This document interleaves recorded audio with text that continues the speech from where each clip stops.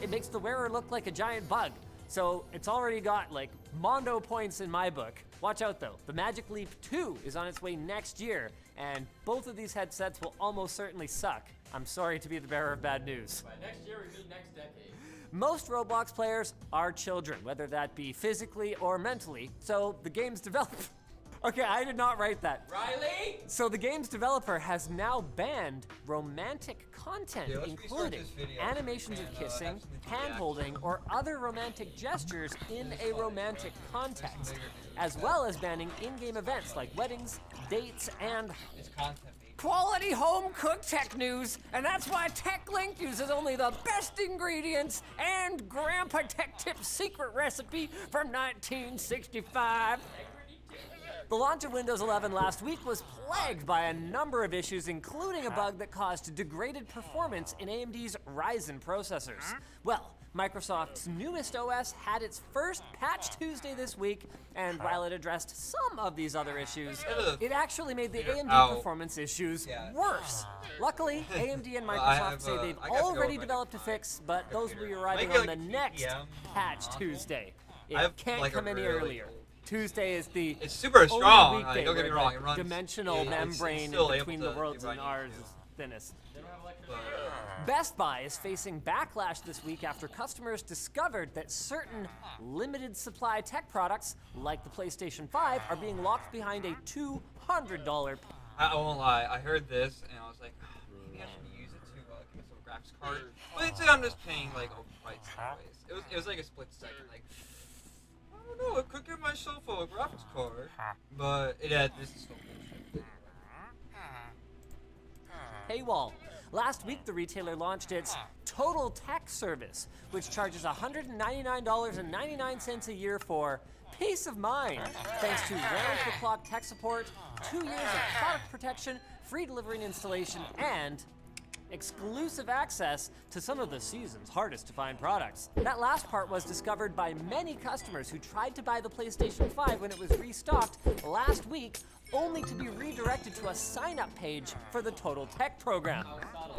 Now, to be fair, it is well within Best Buy's rights to do this, and the program may actually make sense for Best Buy's repeat customers. I mean, you can basically get free Apple Care with it, but in a tech landscape that is dominated by scalpers, it just hurts to see Best Buy basically scalping with extra steps. On the other hand, how are you really going to know who wants a PlayStation 5 unless you charge $200 to find out? Like, who really wants it? And without much fanfare, AMD launched the Radeon RX 6600 today, a mid-range graphics card targeting 1080p gaming. To be fair, it is well within Best Buy's rights $200 to find out. Like, who really wants it? And without much... It is really fucked though. Like, yeah, they are within their rights, but it's a real dick move, right? And, you know, that's kind of capitalism in general, right? You know, in the free market, if you allow it to flourish, you know, companies end up finding creative ways just to fuck you over.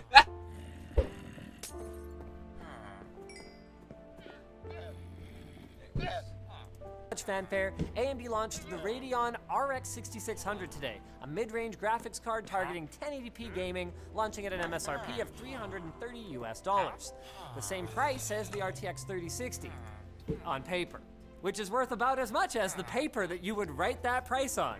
The reviews are saying that the card is not a great value for the price, especially considering that you'll probably be paying much more than $330 US for it.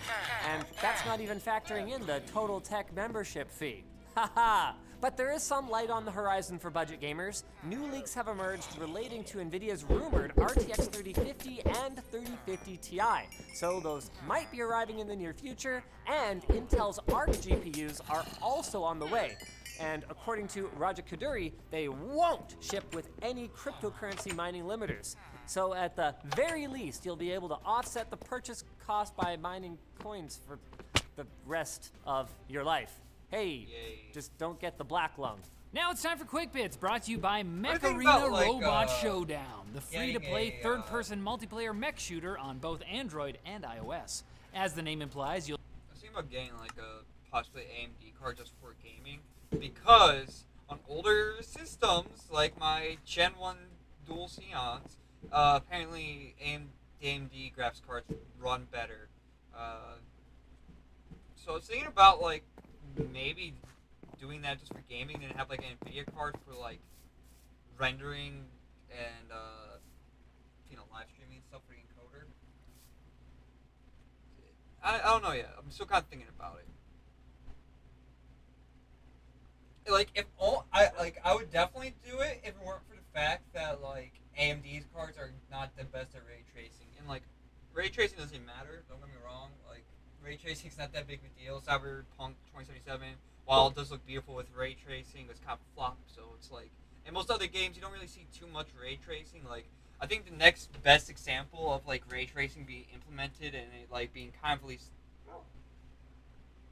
I don't even know if it's like noticeable, but like it's at least very demanding. I would say it would be Fortnite and then maybe Warzone as well. But I don't know, like Fortnite's just kind of fucking crazy with Unreal Engine and them like scaling it up. It's kind of like a test bed for like it's the prime demo for the Unreal Engine, right? It shows a game running lots of people at the same time with all these crazy elements that are unique and fun and fairly animated that can be scaled to super high like quality resolution and just look in general to being really downscaled for like weaker machines. And I'm getting on like tangents from like Knowledge Hub did a video on this, and what's the other video I saw recently on this? With like there's an Unreal. There was some Ordinary Gamers video came out recently with that brought up Unreal Engine again, and it was talking about the Grand Theft Auto trilogy. You should watch those videos. Great videos. Anyways, we gotta get back to work. We need to plant some of this nether wart back. We didn't do that.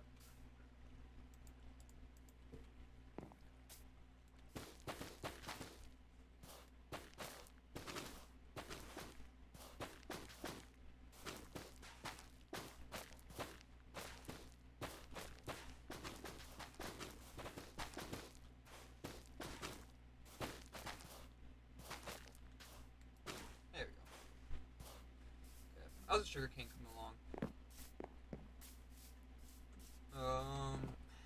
This is something I like a lot. Need some more food too. I guess I can get myself some food going. Some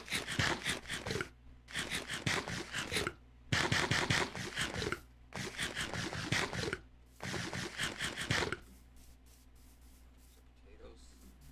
Where's the carrot field at? No, I think I can cook carrots to be fair, but I just don't feel like it.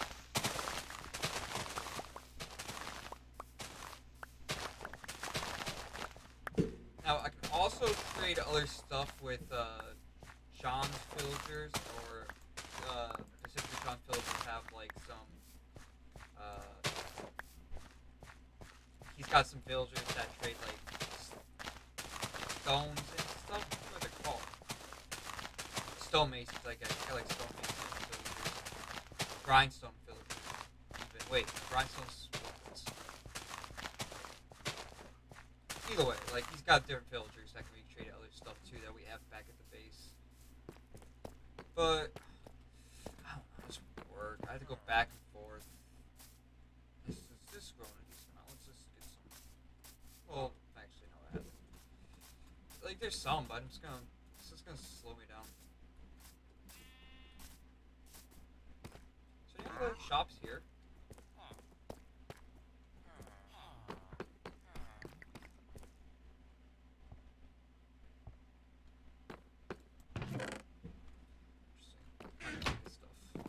I think he's more than like set. I'm not gonna take his stuff.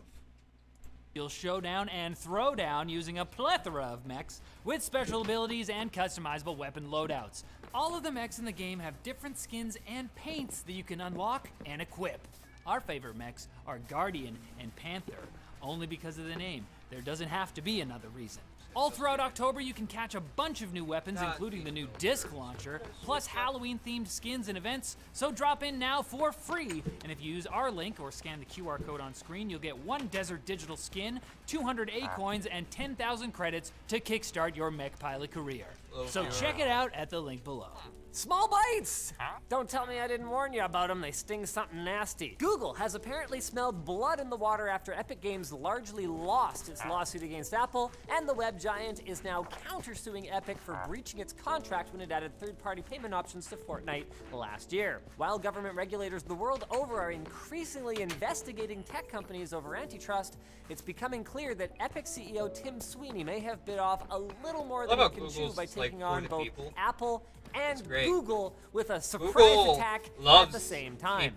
Maybe he thought he'd win because he bought the best skins, but I don't know. You know what they say, never invade Russia in the winter. Another tech issue being looked at by many governments is right to repair, but does repairing software count? The European Court of Justice recently ruled that users may decompile software in order to correct errors that impair the functioning of the software. What?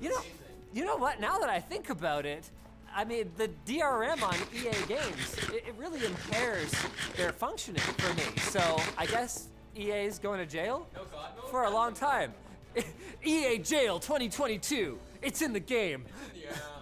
HTC's new Vive Flow headset has leaked a day before the company was set to announce it. And it looks like a lightweight, consumer-focused VR AR model that may or may not be designed to work without a PC. There's a cord attached to the headset in most of the press images, but more importantly, it makes the wearer look like a giant bug. So it's already got like Mondo points in my book. Watch out though, the Magic Leap 2 is on its way next year, and both of these headsets will almost certainly suck. I'm sorry to be the bearer of bad news. By next year, we mean next decade. Most Roblox players are children, whether that be physically or mentally, so the game's developer... Okay, I did not write that. Riley! So the game's developer has now banned romantic content, including animations of kissing, hand-holding, or other romantic gestures in a romantic context, as well as banning in-game events like weddings, dates, and honeymoons. And yet TikTok still has like memes going on, like, why aren't you in your uniform? Like, so like, I was just like ambushed a little bit, right? I'm on YouTube, do some shorts, and I'm like, every once in a while, like, I'm like, fine, whatever. I'm not a big TikTok guy, though. I know I'm like missing out. Don't get me wrong, there's some great TikToks I've seen. But I really like don't go on TikTok that much. I don't go on social media to begin with that much. But yeah, when I see these like why aren't you in your uniform like shorts? And at first I'm like, okay, cool, and then I'm thinking about for a second, wait a second, is that TikTok like a kid stream? And then I kind of felt like, nope, I can't watch any more of these. I watched a couple, and I was like, wait, this might be pedophilia. And I'm like, where's the fucking regulation, man? Like, why the fuck are they showing me porn in the first place on YouTube Shorts? It's not porn. It's very... It's suggestive photos? Like, I don't know what it would be. What defines porn? Let's figure out this very important question.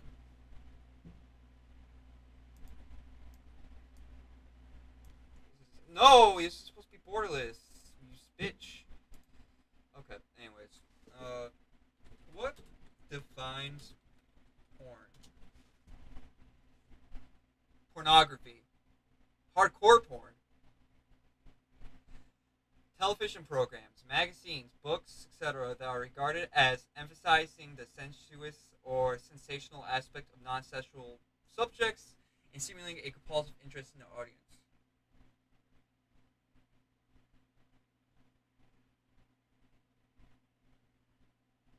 Wait. Of non-sexual subject. If that's the case, then that just means, like, being attracted to, like, sexually attracted to someone is porn. Anytime I gaze upon you, it's just okay, that's not, I want to say gaze upon anytime, because that's not really true. You know, I don't think women are like objects. I'm not the womanizer. Pretty pro-feminist.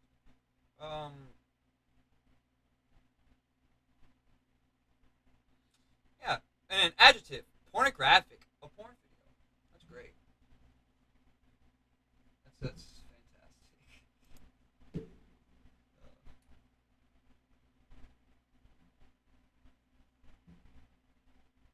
Anyways, let's get back to Minecraft. Either way, you know, like I'm getting like it's just weird vibes, man. Like if I knew that they were above 18, it'd be different, right? But I don't, and I'm like, and also I'm like, you know, babyface 23-year-old over here. Like I'm still in college, you know. It's hard out here sometimes. It's like I feel like I have a pretty good compass on if I can tell, and especially you know when I'm in college, it's pretty easy to to assume. But when I'm out like in public, I'm like sometimes I have to like think about it for a second. I'm trying to date within my range, but then like there are females that are like below 18 that look like females that are like in like 19 or 20. I don't know why I said like there are females. There are people that I'm attracted to that are, you know, that are. Oh God, I'm getting myself into a major hole now. I just gotta shut the fuck up. I just thought that through a little bit more. No, okay, that's not what I meant. But you know, my point is that like I ain't fucking around with anyone below 18, and I'm getting these TikToks of people that have no, you know, there's no way to tell their age, which is fucked. Anyways, back to like mining. Let's get off this bad topic.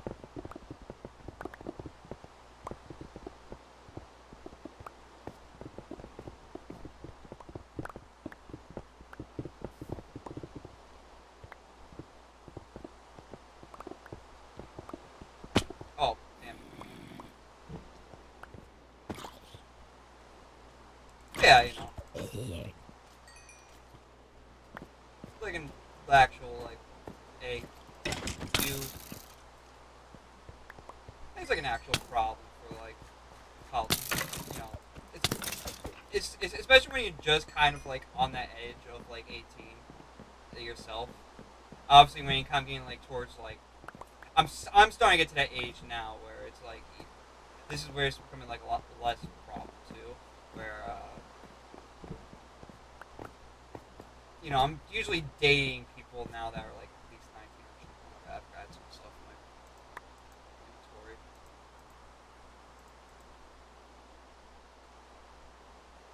Okay, I gotta sort this out.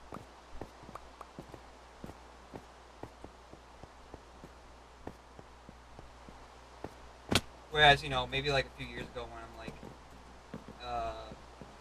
when I was like 20, you know, dating someone that was 18 was really outside the realm.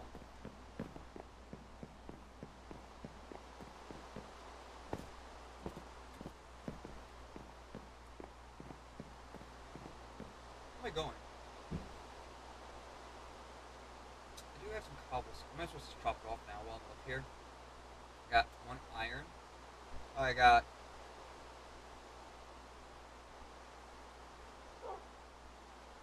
okay, let's just get this in first. Let's just get this going. About how this would affect any Roblox weddings that are already scheduled? These are the customers who spend the most money. I mean, good luck booking another venue at this point. And freaking Captain Kirk himself, William Shatner, has been rocketed up to the edge of space at this point. Children, whether that be physically or mentally. So the game's developer. Okay, I did not write that. Riley? So the game's developer has now banned romantic content, including animations of kissing, hand-holding, or other romantic gestures in a romantic context, as well as banning in-game events like weddings, dates, and honeymoons. Did they even think about how this would affect any Roblox weddings that are already scheduled? These are the customers who spend the most money. I mean, good luck booking another venue at this point. And freaking Captain Kirk himself, William Shatner, has been rocketed up to the edge of space in a giant penis by Jeff Bezos' Blue Origin. At 90, Shatner is the oldest person to reach space, making this a space industry milestone. Although, at first glance, I did think this was a scene from a new Star Trek movie where Bezos is the bad guy. He would make an excellent Borg. Time to stop this episode before we're all assimilated, though. Come back on Friday for more tech news given by free-thinking,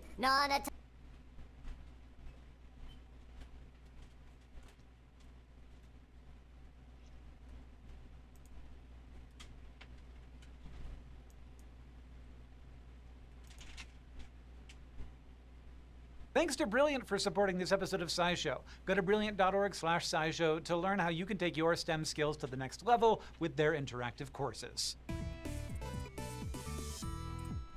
If you were to take a step back in time to China about 122 million years ago, you might have found yourself surrounded by a flock of small creatures that looked a lot like crows, sporting glossy black feathers with an iridescent sheen. These would not be crows. They would be the dinosaur Microraptor, a little dinosaur with a bony tail, a mouthful of teeth, and 2 sets of wings with feathers on both their forelimbs and hind limbs. And we can describe this scene in all of this detail because we know what this dinosaur would have looked like down to the colors. For a long time, we thought we'd only very rarely know the colors of dinosaurs or any other organism we only know from fossils. But in the past decade or so, there has been an explosion of color.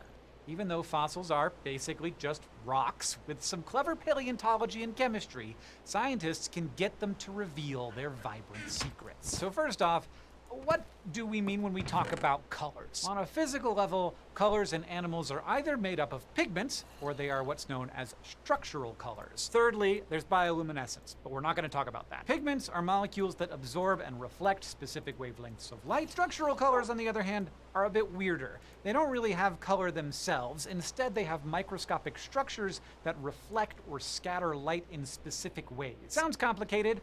And it is complicated, but it's fairly common in nature. You can see it in the shiny blue sheen of certain butterfly wings or in bird feathers. So why wouldn't you expect to find these colors in fossils? Well, first off, the outside bits of an animal where the color usually is are soft and squishy and tend to not fossilize well. And individual molecules like pigments don't survive the process too well either. Though the 21st century has seen rapid progress, it's worth noting that there have been hints that fossils could preserve at least some form of color for a while now. We've known for centuries that ink from cephalopods, the group of animals that include squid and octopus, can actually be preserved in fossils, for instance. 19th century fossil collectors on the rocky Dorset coast of England would find fossil cephalopods with dark splotches in the shape of ink sacs, for instance. This fossil ink could even be re-wetted and used to write or paint. Later analysis showed that it contained melanin.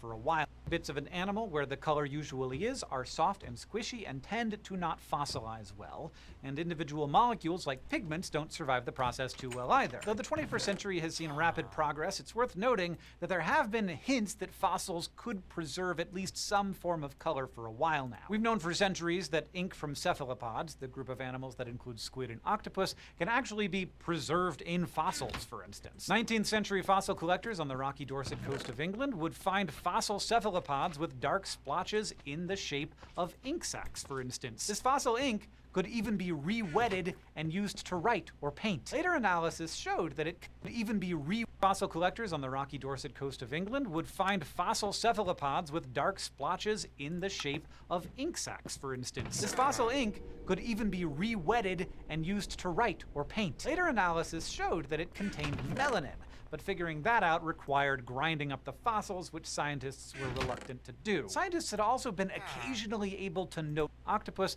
can actually be preserved in fossils, for instance. 19th century fossil collectors on the rocky Dorset coast of England would find fossil cephalopods with dark splotches in the shape of ink sacs, for instance. This fossil ink could even be re-wetted and used to write or paint. Later analysis showed that it contained melanin, but figuring that out required grinding up the fossils, which scientists were reluctant to do. Scientists had also been occasionally able to note color patterns or blotches of light and dark in things like fossil feathers, shells, and insects before. But a major breakthrough came in 2008. And even though we're looking for a chemical, so basically doing chemistry, the most important tool here was microscopes. For a while, scientists had been scanning fossils with electron microscopes. These are high-powered microscopes that can use electrons to illuminate tiny objects. Using these microscopes, they were able to see these strange microscopic rod-like objects in fossils. Many people assumed that these were the remains of bacteria, since their shape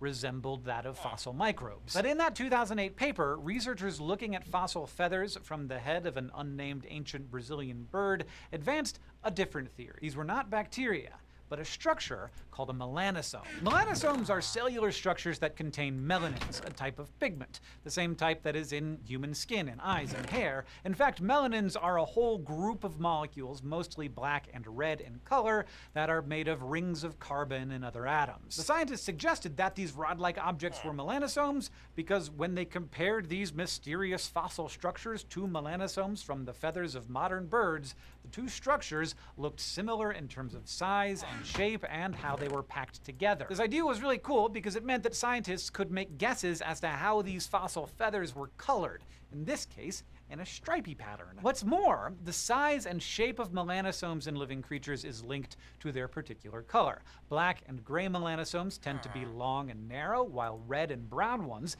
tend to be short and squat. So by looking at the shape of the fossil melanosomes, researchers could infer more about their color. In 2010, for instance, scientists examining fossil melanosomes suggested that the predatory dinosaur Sinosauropteryx may have had reddish or chestnut-colored stripes on its tail. That same year, scientists suggested the bird-like dinosaur Anchiornis may have had a gray body, white limbs, and a red crest. Now, this is not a total slam dunk. People still argue about whether these are bacteria or not, and it's worth noting that melanosomes may have other uses in the body besides coloration, so they might not tell us anything about color anyway. But it's opened up a whole field for studying fossil color. What's also really cool is, in living animals, these melanosomes can combo with other structures to produce colors beyond black and brownish red. For instance, in the feathers of living birds, a layer of the protein keratin over melanosomes can make them appear bluish thanks to structural color. And scientists have found what they think is evidence of this in fossils too, by comparing the exact shape of the fossil melanosomes with extant ones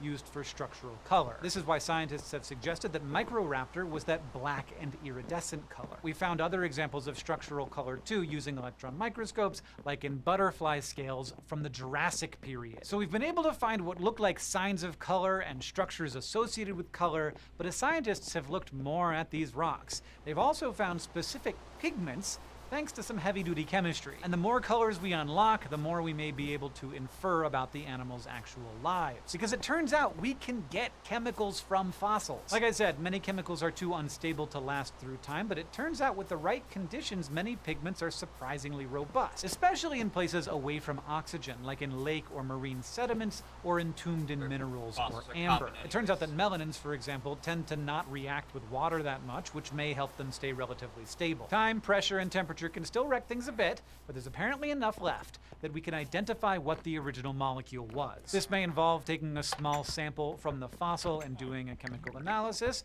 though scientists are often hesitant to do that because fossils are so rare. There are also more modern techniques that mean you don't need to touch the fossil at all. Even if the chemical structure of melanin does break down, it leaves traces. Scientists may even be able to tell different types of melanin, and thus different colors, apart. For example, in a 2019 paper in Nature Communications, scientists looked at what seemed to be traces of fur from a 3-million-year-old mouse called Apodemus atavus. They used a technique called X-ray fluorescence imaging, which involved bombarding the fossil with X-rays, making it sort of light up based on the elements present. Different types of melanin may contain slightly different elements. In this case, they were looking for evidence of zinc and sulfur, which in modern animals is associated with the reddish pigment eumelanin. And they found them. So not only did they find a ginger mouse, they showed that we can tell melanins apart. So melanins are generally black or brown, but we can robust, especially pig not react. Even if the chemical structure of melanin does break down, it leaves traces. Scientists may even be able to tell different types of melanin, and thus different colors, apart. For example, in a 2019 paper in Nature Communications, scientists looked at what seemed to be traces of fur from a 3-million-year-old mouse called Apodemus ativus. They used a technique called X-ray fluorescence imaging, which involved bombarding the fossil with X-rays, making it sort of light up based on the elements present. Different types of melanin may contain slightly different elements. In this case, they were looking for evidence of zinc and sulfur, which in modern animals is associated with the reddish pigment eumelanin. And they found them. So not only did they find a ginger mouse, they showed that we can tell melanins apart. So melanins are generally black or brown, but we can find more colors. For instance, let's talk about carotenoids. These are pigments like melanin, but they come in somewhat brighter colors like reds, yellows, and oranges. Like melanins, carotenoids can be fairly stable in the right conditions, even over the eons. One way we've been able to extract them from fossils is through high-performance liquid chromatography, or HPLC for short. In it, a liquid solution made from the fossil is pumped past different solid materials. And the compounds in the liquid stick to the solid material at slightly different rates, making them move through the machine at slightly different speeds. This speed difference can let scientists separate and identify the individual chemicals. Another technique is Raman spectroscopy, where a sample is lit up with a laser or X-rays. The molecules in the sample scatter photons at particular wavelengths, depending on the chemicals present in it. Researchers can then filter out the wavelength of the laser and use the remaining sample as a kind of chemical fingerprint. Using this technique, carotenoids have been found in the shells of ancient brachiopods, which are hard-shelled mollusks that kind of look like sideways clams. We are still looking for examples of carotenoids in vertebrates, though. Now, those are the big players, but it's worth noting that there are other pigments and techniques. There's a class of pigment called porphyrins, for instance, that can be a range of colors, including greenish or bluish, and we found those in eggs and plant remains. And there are other ways to hunt for ancient colors, like trying to detect trace elements or doing genetic analyses of living creatures to see how ancient their coloration genes are. And there are scientific reasons why we'd like to know what color T-Rex and friends were, in addition to just the awesomeness factor and having more accurate, great pictures and drawings that we can look at. It could tell us things about how the animal lived, like if it used its colors for camouflage or for display. For instance, we've been able to find evidence of what's basically camouflage in an ankylosaur, a dinosaur that has very big, heavy protective armor, but the researchers concluded it was under so much evolutionary pressure from predators, it also needed to hide. Maybe we'll even be able to identify sexual dimorphism in dinosaurs someday, like how some modern dinosaurs have different colors between males and females. I'm talking about birds. But even though this new world of color is exciting, there are still a few potential problems. For instance, it's always possible we've somehow gotten the chemistry wrong and what we're detecting in any given fossil isn't actually pigments, but something else. And even if they are pigments, it's possible that they weren't actually used for coloration. A lot of molecules play double duty in the body. What adds color in a feather might play some other role if it's found in the liver or in muscle. So it's possible we are picking up real signals but not thinking about them in the right way. It's also possible that even if what we are seeing is coloration, we still might be wrong about the overall appearance of the animal. Perhaps those colors were modified by some other thing, like the keratin structures over melanin in structural color, or maybe they were combined with other pigments that haven't been preserved, or hidden by feathers or other features. It's also possible that this color is actually contamination. Like if the animal died and sank into an algae-filled lake, how do we know that the pigments come from the animal and not from the plant matter in the sediment? And though we have made incredible discoveries in the past 10 years that have shown that finding color is possible, it's still the case that there may be some pigments, colors, or other structures that are just too fragile to survive in a detectable way. We also need to be cautious about how we interpret the color of individual fossils. You might just have gotten a uniquely colored individual, like a black panther, and some organisms change color during their life cycle. But we are now done with all of the hedging. That's all the hedging we're going to do. It is amazing that we now apparently know what color some dinosaurs were and some other ancient animals to boot. Yes, there are a lot of unknowns, but it is amazing that we are even having this discussion. A brand new field with brand new techniques has flowered in an amazingly short time. Millions and billions of years of the history of life are a little bit lost to us. We can only observe this whole world through the smallest of pictures thanks to the fossil record. But now that scientists have developed amazing techniques like these, we can start to get that picture. in color. Thanks for watching this episode of SciShow, which was supported by Brilliant. Brilliant is an online learning platform with courses about science, engineering, computer science, and math. The whole website and app are built off of the principle of active problem solving, or the idea that you learn best while doing. They've redesigned courses like pre-algebra, mathematical fundamentals, and algorithm fundamentals from the ground up in a new, even more interactive format. In pre-algebra, for example, you'll learn why subjects like algebra are important in the first place, which makes you want to understand it on a deeper level than just learning formulas for formula's sake. If you're interested, you can get started at brilliant.org/scishow to get 20% off an annual premium subscription.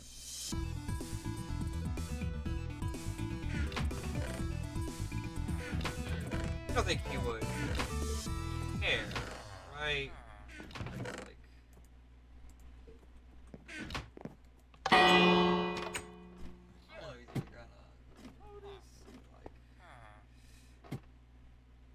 I can't. That would be wrong. It's stealing.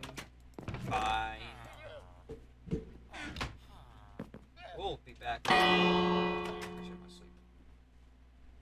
Anyways, SciShow obviously watched Kyrgyzstan video. I want to make a follow-up on that.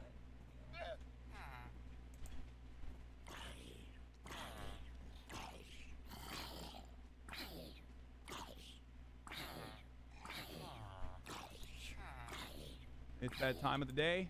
I'm doing it. I'm doing the damn thing. I've been holding off on it. I'm going to be covering the Dave Chappelle stand-up special. I watched it last night. I have a lot of thoughts on it. I even tweeted about it to start the discourse. The comedian took center stage Thursday night at the Hollywood Bowl for a sold-out show, performing to a crowd that included Brad Pitt, Tiffany Haddish, Stevie Wonder, John Hamm, and more. While the comedian did not repeat any of the jokes in the special that have been loudly rejected, he did have a few things to say on cancel culture, saying, "If this is what being canceled is like, I love it." On the topic of gender, Chappelle said in the special, "Gender is a fact." Every human being in this room, every human being on Earth, had to pass through the legs of a woman to be on Earth. That is a fact. He also sided with Harry Potter author J.K. Rowling by identifying as Team TERF, a term that means trans-exclusionary radical feminist, an ideology that excludes trans women as women. I'm Team TERF. The National Black Justice Coalition called for the closer to be pulled from the streamer, and glad I didn't know on that was a Twitter, thing. Dave Chappelle's brand has become synonymous with ridiculing trans people and other marginalized communities. Here's the thing. Dave Chappelle's brand has always been ridiculing marginalized communities, oftentimes even including black people, as a matter of fact. Of course, there's a difference when a black person is making jokes about the collective experience of black people. Don't hear my word for it, a white guy. Dave Chappelle himself has literally admitted that. So much so that he turned around and fucking quit. He quit. A fact. He also sided with Harry Potter author J.K. Rowling by identifying I got so a like term that overtaken means by this TERF trans-exclusionary idea. radical feminist, an ideology that excludes trans women as women. I'm Team TERF.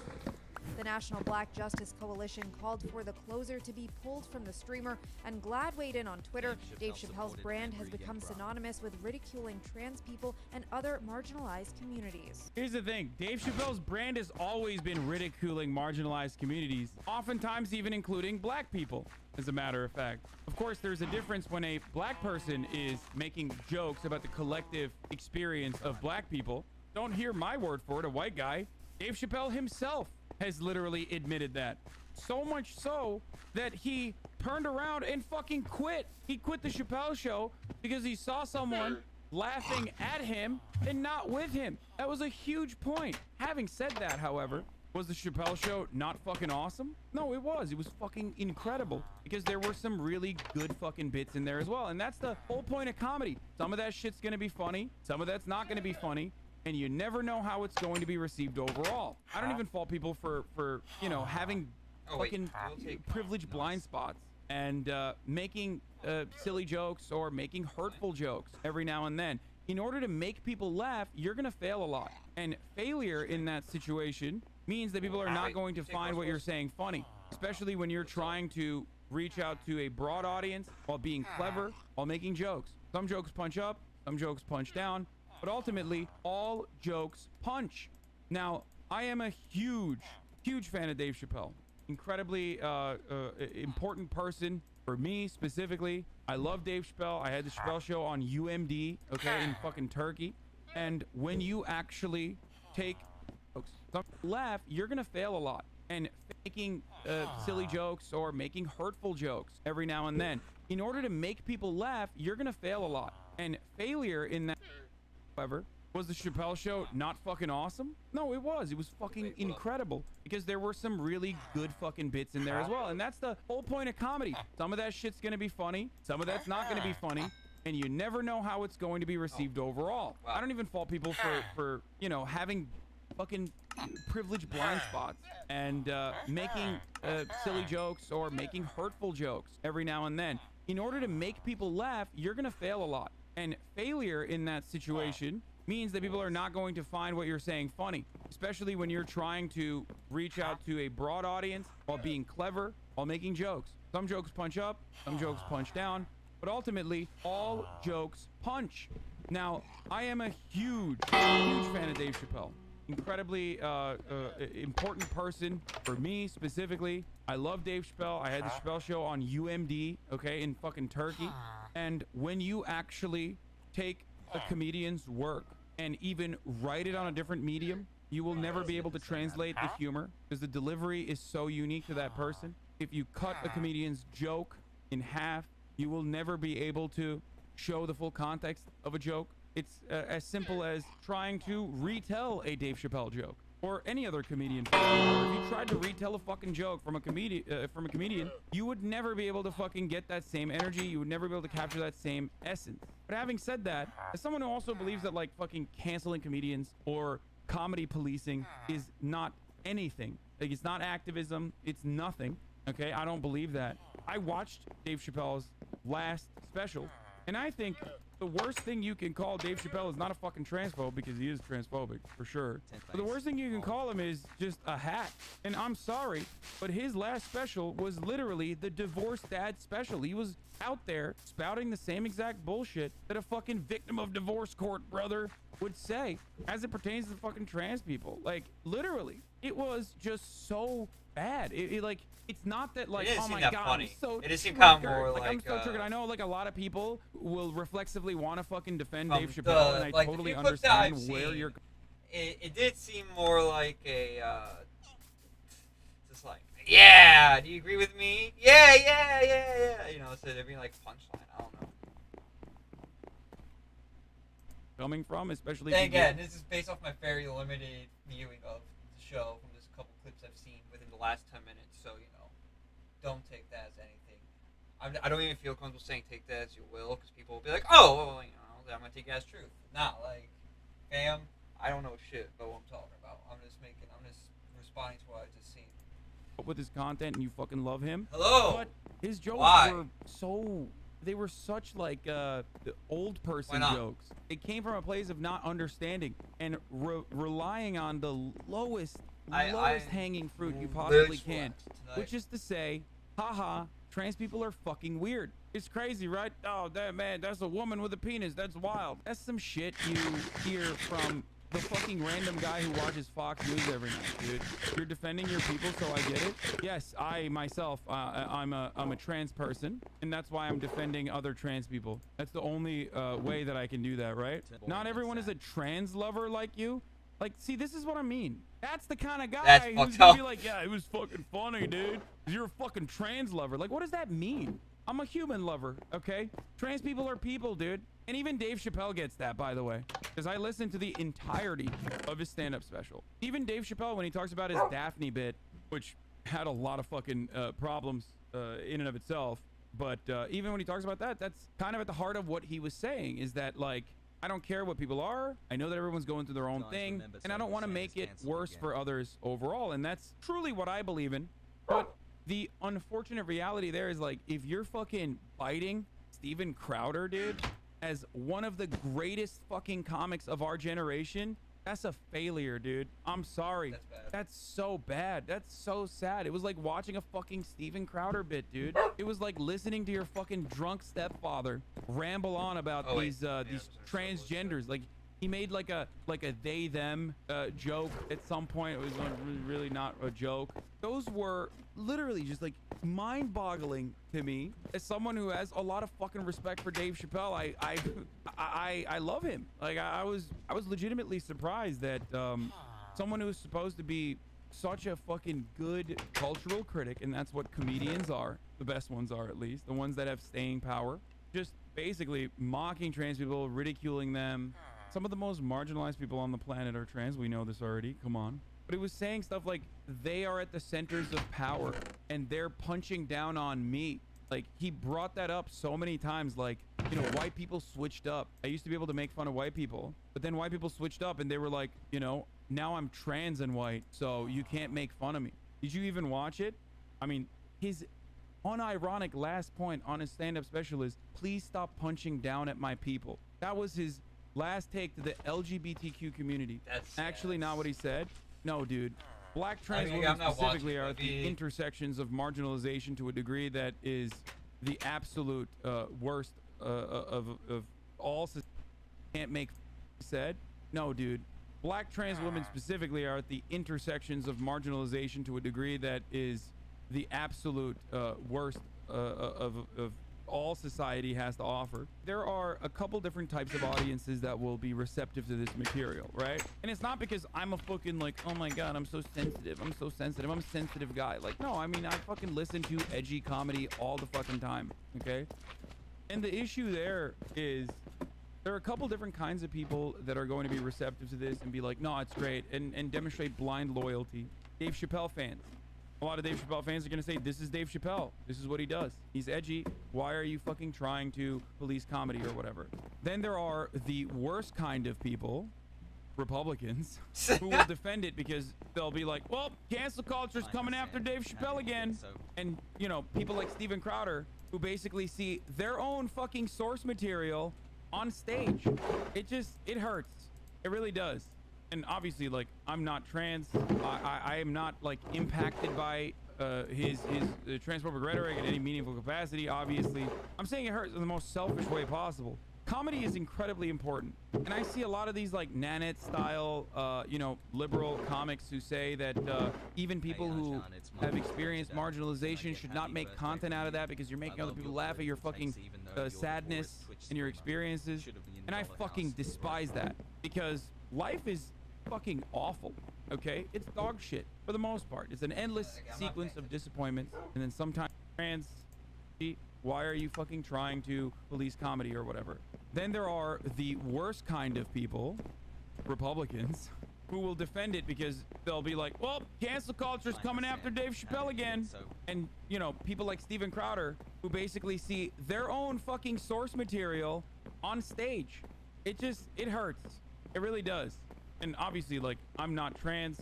I am not like impacted by his transphobic rhetoric in any meaningful capacity. Obviously, I'm saying it hurts in the most selfish way possible. Comedy is incredibly important, and I see a lot of these like Nanette style, you know, liberal comics who say that even people who have experienced marginalization should not make content out of that because you're making other people laugh at your fucking sadness and your experiences. And I fucking despise that because life is fucking awful. Okay, it's dark to any meaningful capacity. Obviously, I'm saying it hurts in the most selfish way possible. Comedy is incredibly important, and I see a lot of these like Nanette style, you know, liberal comics who say that even people who have experienced marginalization should not make content out of that because you're making other people laugh at your fucking sadness and your experiences. And I fucking despise that because life is fucking awful. Okay, it's dog shit for the most part. It's an endless sequence of disappointments, and then sometimes you come, other times you have a big shit, and that's really rewarding. Sometimes you eat really good food, and comedy's up there for me specifically. I think that comedy is incredibly important because it helps you sometimes make sense of the senseless. It helps you identify with different perspectives that you could not, that you hadn't previously considered, and it makes you happy. It makes you laugh. That's supremely important. So I get annoyed when people are constantly like, oh, we got to dictate culture, we got to stop comedians from doing, you know, comedy. It frustrates me. So seeing someone like Dave Chappelle, who I looked up to, like, full disclosure, a good friend of mine is very close with both John Mayer and also Dave Chappelle's manager. I've hung out with them a bunch of times. Like, I can't even have a conversation with Dave Chappelle because I'm fucking terrified. I'm intimidated by him. He's not like a, that's how much love I have for Dave Chappelle. Like, I've been around him and I can't even fucking talk to him. So seeing someone that I have so much fucking respect for, that I like literally fucking fangirl over like that, do such hacky fucking bits, dude. It sucks. It hurts. Dude, he literally has a joke where he says, I don't hate women, and doesn't need to explain his heart. He's not transphobic and you're living a little too hard. He's not transphobic. He literally said, I'm a trans exclusionary radical feminist, and that and likened trans women to doing blackface. Trans women, in the eyes of TERFs, trans exclusionary radical feminists, which are like the least funny people. These are people who are joy kills. These are TERFs. Literally have never laughed. Okay, you motherfuckers think leftists are about having no humor? Try TERFs. TERFs have never laughed in their entire life. Okay, they've never been funny and they've never laughed in their entire life. Dave Chappelle not only said I'm a TERF, but also then turned around and said, not only am I a TERF, but like TERFs actually see trans women like black people see people doing blackface. That's actually funny if you point out how ridiculous that is. The trans bathroom bills. That's a funny concept. I've made so many jokes about that. How creepy conservatives are. I want to see what the fuck's going on. What are you gonna do? Check out people's dicks and pussies? Like, that's creepy as fuck. I don't even want to be in a public restroom. And these motherfuckers are out here literally being like, yeah, we need to look into the stalls. And he had a funny joke about that at first when he was talking about the bathroom bills. He said, what do you want to fucking give a birth certificate to walk into a bathroom? That's crazy. And then immediately switched it up to being like, and then a lady is gonna walk up with a fat cock and pee in the restroom next to me. I don't want that. It's like, and I know these are jokes. I'm not supposed to take them seriously. And I don't take them seriously, which is why I'm saying, and I am very privileged to be able to not take that seriously. And I know people who do take that seriously, because when you see a room full of people fucking losing their mind and giving a standing ovation to someone who's literally being like, trans women are just men who are in a dress, lol. That sucks. Like, if you're a trans person, you're like, what the fuck, dude? Especially if you're a fan of this person. Imagine you're a fan of mine and I just sit here and do an entire fucking hour just shitting on your existence. That would fucking hurt, man. That would hurt. And that's the reality. And you can do that if you don't care. And that's the problem. A lot of people don't fucking care, especially about trans people. So it's additionally laughable when a motherfucker's like, trans people are controlling culture. Like, we're catering to the needs of trans people in our culture. That's no different than saying gay people are controlling culture in the 90s and we're catering to their needs. It's no different than saying black people are controlling culture in the 60s. And a lot of people said things like that. But you know what? Those motherfuckers weren't funny. They were just racist or homophobic. And now they're transphobic. If you find yourself agreeing or repeating jokes from Steven Crowder's broadcast, if you find yourself being defended by Ben Shapiro's of the world as an insightful cultural critic, as comedians are, and that's a lot of responsibility. That's ridiculous. Like, you fucking failed. The show is actually good. You're just a bit too sensitive, to be honest. Smile. Yeah, dude, me. I'm the most sensitive motherfucker out there, dude. Listen, man. He literally talked about a friend of his who was trans, and that friend of his killed herself. A trans comedian. Talking about her bombing was fucking hilarious. That was actually a good part of the bit. And relentlessly and mercilessly shitting on her trans opener was funny. That was actually funny because it came from a place of empathy and respect for that person as an individual, as a human being.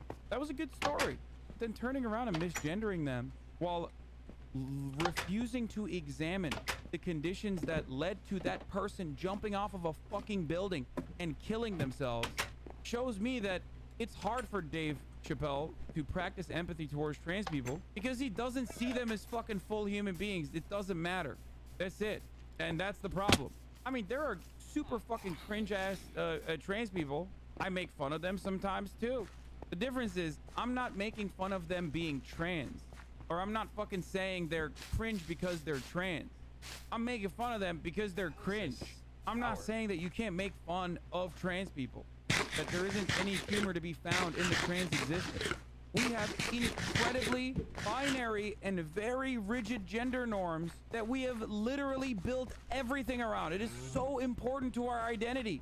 And people are so honestly and personally fucking trans that they literally say, fuck all that. This is me. And people fucking murder them for it. I don't know what other proof you need. It's like talking about being openly gay in like the fucking 60s and 70s, like, and people saying, oh, you're just doing it for attention. It's like, dude, really? You want to suck a cock for attention then? If it's just for attention? Oh, people are being trans for attention because they're getting like so many benefits. Really? The benefits of what, dude? Not being able to get your fucking the hormones? Not being able to pay for that shit? Thinking that every single person around you is a fucking threat? That seems like a fun experience, dude. Who the fuck wants that, dude? That's such a psychotic thing. The privilege of being fired from your job that you never felt comfortable at because you thought that every single person was already like looking at you like you're some fucking freak. That's the wonderful benefits of being trans, I think. Trans people tell trans jokes to each other all the time. Only keyboard warriors are super PC about it. But okay, but that's different than just being like, lol, you're a dude wearing a dress. You know what I mean? That's like such a fucking bottom of the fucking barrel, Yeah. dude. It's just like such low-hanging fruit. Ultimately, Think do I about care? tension, Do I think too, that like Dave Chappelle should be deplatformed? I'm sorry. You might get mad at me. I don't. I don't. It's not gonna happen regardless, no matter what you say or think. It's just sad. It is what it is. Even if fucking Netflix pulls the special, like nothing is gonna happen. You know what I mean? That's what I'm saying. It's like if Netflix says like, oh, we stand with our trans creators and that's why we're pulling the special. Like, okay, like that's not. You're not. I don't think you're making like a impact in the way that you think you are when that happens. And ultimately, you're not changing Dave Chappelle's attitude on it. It's just for the optics. Would you say the same thing if it was racist against black people? Well, the difference is if it was like overtly and openly racist against black people, it would not have been published. That doesn't mean that like black people overall are in a better condition than trans people. I'm not engaging in the oppression Olympics narrative here. We have an understanding of what like overt racism is nowadays, making comparisons to other animals when discussing black people, saying the N-word. These are like instances of overt racism that even conservatives don't fucking defend. You know what I mean? But overt transphobia is still by and large accepted. Who cares? Trans people do. I know you don't. Because when you say stuff like who cares, you're saying like, I don't care about trans people fucking not just like having a feeling of discomfort, because that is permanent. Okay, I don't know from personal experience, but like even defending trans people on the internet as a fucking cishet white dude, you get death threats. Okay, so I can't even imagine how fucking discomforting it must be to constantly have to fucking debate your existence on a regular basis. You know, I'm sure that there are people who care. Is it so bad that he doesn't say the right thing if he still treats them like human beings? Bro, what a take, dude. This is like Jordan Peterson discourse all over again. If anything, it's worse than Jordan Peterson. Jordan Peterson single-handedly was able to fucking create a controversy around Bill C-16, which was a misrepresentation of a bill, and it fucking sparked so many transphobic fucking discourse, like a impact in the way that you think you are when that happens. And ultimately, you're not changing Dave Chappelle's attitude on it. It's just for the optics. Would you say the same thing if it was racist against black people? Well, the difference is if it was like overtly and openly racist against black people, it would not have been published.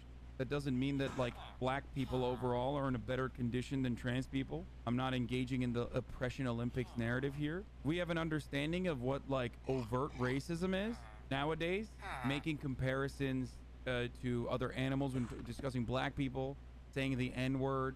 These are like instances of overt racism that even conservatives don't fucking defend. You know what I mean? But overt transphobia is still by and large accepted. Who cares? Trans people do. I know you don't. Because when you say stuff like who cares, you're saying like, I don't care about trans people fucking not just like having a feeling of discomfort, because that is permanent.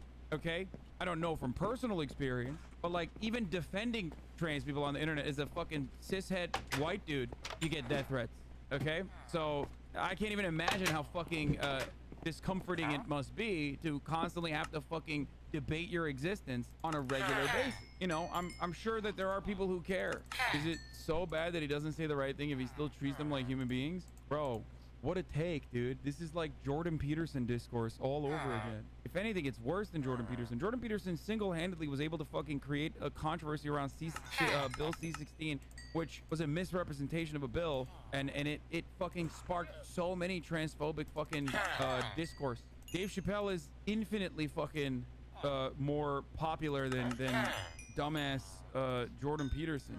The overreaction to the special is insane. This is why real issues have trouble catching on. That's literally not fucking true. There is no overreaction to it either. First of all, I think transphobia is a real issue. That's, you know, ridiculous thing to just brush aside. If you're in here and you hear me literally say, like, you're not gonna be able to cancel Dave Chappelle, I think comedy policing sucks. I'm not trying to fucking cancel Dave Chappelle. It just sucks to see someone make such fucking hacky attempts that you know you hear on the bar stool of every fucking bar in like a reactionary town, you know what I mean? My criticism is like fucking Dave Chappelle is doing like hacky ass bits because he's a fucking boomer, and you're like the overreaction. It's like, dude, come on, dude. He's literally doing oh my god, yeah, Bill Maher style humor. Man, it's fucked up that people can't take jokes anymore. What? Dude, you guys are fucking pathetic, dude. You are literally pathetic. So insanely pathetic if you can't even fucking, if you have to come in here and defend Dave Chappelle when I'm fucking like lightly and gently criticizing him. Even then you're like, I can't take it. I can't fucking take it, dude. Fuck you. I'm not the one who's overreacting, motherfucker. You're overreacting. Look, man, Dave is getting the bag. That's precisely what he's doing. He's getting the bag. He doesn't give a shit. And he's doing it in the most like fucking bottom feeding way you can. Okay? I like to hold people that I consider comedy fucking legends to a higher standard. That's the reality. The absolute worst part about cancel culture is just that like it has made every fucking comedian exclusively talk about how bad cancel culture is. Like all these fucking legends, dude. It's like, dude, come on, man. Get new material, please. I do agree, like, especially if it's like overdone, it sucks. I will also say, like, you know, I agree with Hassan on the cancel culture thing, right? I don't think it's really gonna make much of a difference, you know. I think as well, you know, people, you know, the goal should be for reform, not for like shunning, right? I guess we should always be trying to convince people of a better way, a better way forward, a better argument, better reasoning. You know, not trying to shun them away in general, which can also lead to them more further going away from more rational ideals. Yeah, I can kind of sympathize with the comedians a little bit, where I can see at least where it would suck, right? And yeah, you can be like, well, that's part of the job, but, you know, workers' rights, even for comedians. I don't know. That might be a little bit too far, because, you know, they make millions of bucks. Maybe this is, you know, the cost of the job. You know, it's also, like, part of nuances of comedy, too, right? You're just going to be judged in general. I don't know. I think it's give and take on both sides with it a little bit, but at the same time, I'm not a big comedy guy. If it's like, oh my fuck! Hi. You know, I was supposed to buy some more stuff. Shit. What was I saying?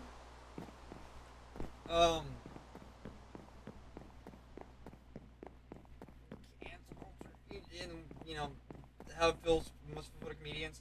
You know, it. All I'm saying is I can give a little bit of sympathy towards it.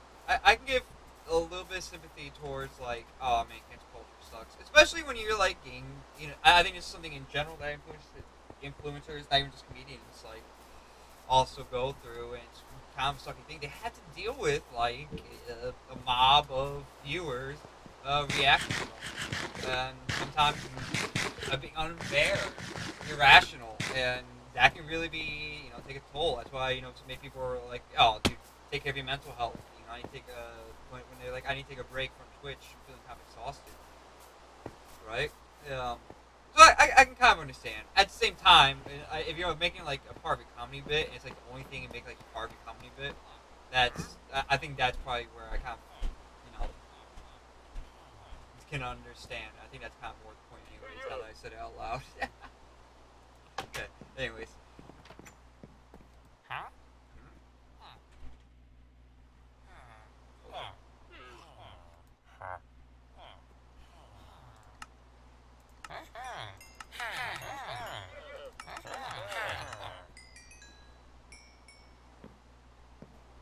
excited. Or she. I can't tell. I'm gender blind. Yeah. Let's more of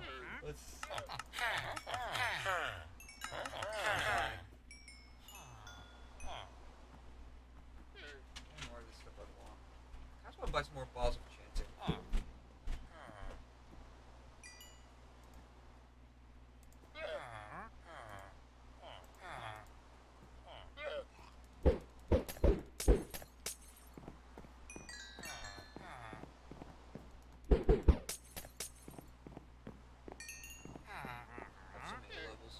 Like I said, I was gonna do homework on this stream too, and I've just played Minecraft and trying to fix my tools the entire time while reacting to YouTube videos. It's a good way to end the night. It's great. Oh, that might have been too much. That's fine. Okay, one at a time now.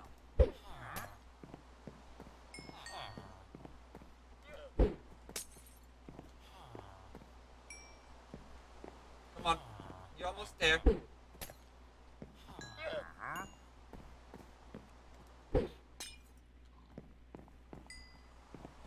Come on, you're almost there. Can you get out of my face, please? It's kind of rude. Okay. Anyways, I'm out. Might sleep. Though my tools are repaired. Now it's time to dig a hole. I'm the best streamer, man. Make such good content. Reacting to other people's content and repairing weapons and digging a hole in Minecraft, man. I'm the best. Trans women are not women isn't the same as they're not human. What? Dude, every fucking counter whenever I make this argument is literally, no, you don't understand. I'm transphobic, so like it's different. It's like a racist person coming in here and being like, dude, discussing how violent black people are inherently, that's normal. There's a normal conversation to have. It's like, no, you're just reporting that you yourself are fucking literally just a racist. Or in this situation, you yourself are reporting that you're just transphobic, so you don't comprehend it. And I'm simply asking you to just fucking literally just take a step back and try to comprehend it instead of immediately lashing back. Because look, we haven't had this conversation in a while. We haven't had this conversation in a long time. So it bears repeating. So trans people, there's going to be a little bit of fucking excusing of transphobia in here. If that's too much for you to handle, I'm letting you know it's about to come out of my mouth.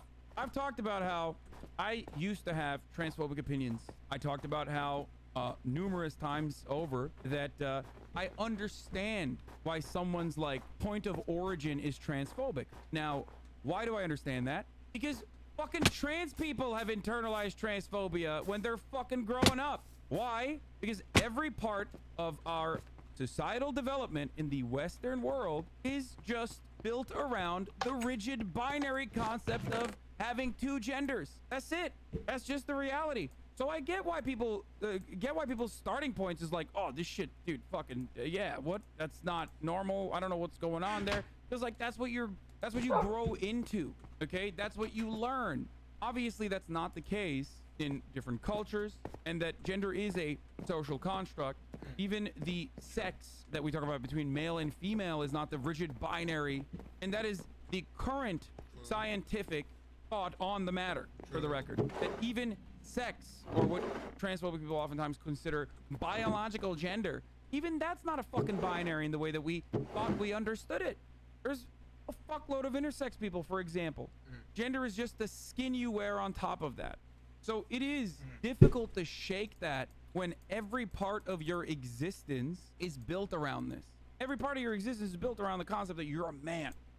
That's what you grow into, okay? That's what you learn. Obviously, that's not the case in different cultures, and that gender is a social construct. Even the sex that we talk about between male and female is not the rigid binary, and that is the current scientific thought on the matter, for the record. That Yeah, even it's scientific. sex, or what transphobic people oftentimes consider biological gender, even that's not a fucking binary in the way that we thought we understood it. There's a fuckload of Yeah, intersex people, for example. Wasn't sure Gender is just what? the skin you wear Yeah, on top of that. So it is difficult to see it at the shake same time. that when every part of your existence is built around this. Every part of Yeah. your existence is built around the concept that you're a man. I'm a male. I have masculine traits. I gotta be a man. I gotta be male. When someone comes around and like kind of breaks that, you're like, my whole world view is broken. Fuck that shit. No. So your immediate reaction is to close off and be closed-minded. That's the reason why I especially get mad at cultural critics who are actually insightful and pretty fucking brilliant, like Dave Chappelle, who participate in the closing off and say, no, you're fine to fucking feel this way about trans people. They're fucking weird, dude. It's crazy. They're just like crazy. Because that's all he's doing in that special, is saying trans people are weird, they're crazy, they're different, they're bad, they're wrong. And also they're like in cry bullying all the time, and they're punching down at everybody else because we won't participate in the crazy. The thing I hate about this, by the way, is that like I like to build class consciousness, and I want there to be class solidarity amongst the working class, which currently does not exist. And I also believe in intersectionality. It literally destroys intersectionality when you're pitting one marginalized community's plights against another. And that's why, oh god, just like the fucking capital owning class absolutely loves when a worker tells another worker to fuck off because his job is not as backbreaking as his, these fucking racist pieces of shit love when a guy like Dave Chappelle is just being like, I'm pitting black existence against trans existence, and I'm saying enough is enough. This is fat material for Ben Shapiro, okay? Oh, so good. Oh, incredible. 10 out of 10. Why the fuck would you make yourself literally a puppet for reactionary psychos? So Dave Chappelle has a brand new special on Netflix, and he sort of alternates his specials. He does ones that are kind of woke and then highly praised because they're not as funny, but they're woke by the Rotten Tomatoes crowd. And then he does ones that are actually funny, but politically incorrect. So Wait, did I he see this makes already? some Did you comments come out in his with new video Netflix special. With this part Oh already? yeah, Dave Chappelle is catering to the woke Or is this crowd like a woke with clip some of his channels? specials, the ones that I That- don't like. and by then his, he's I mean actually funny clip channels on the that use specials where he's content. just like repeating shit that I would Like, probably say. like, Got it. not like me. Trans exclusionary radical feminists, as they are called by the trans community, meaning women who say that biological women exist. Here is Dave Chappelle defending J.K. Rowling. I'm Team Turf. I agree, man. Gender is a fact. You have to look at it from a woman's perspective. Look at it like this. Caitlyn Jenner, whom I've met, wonderful person.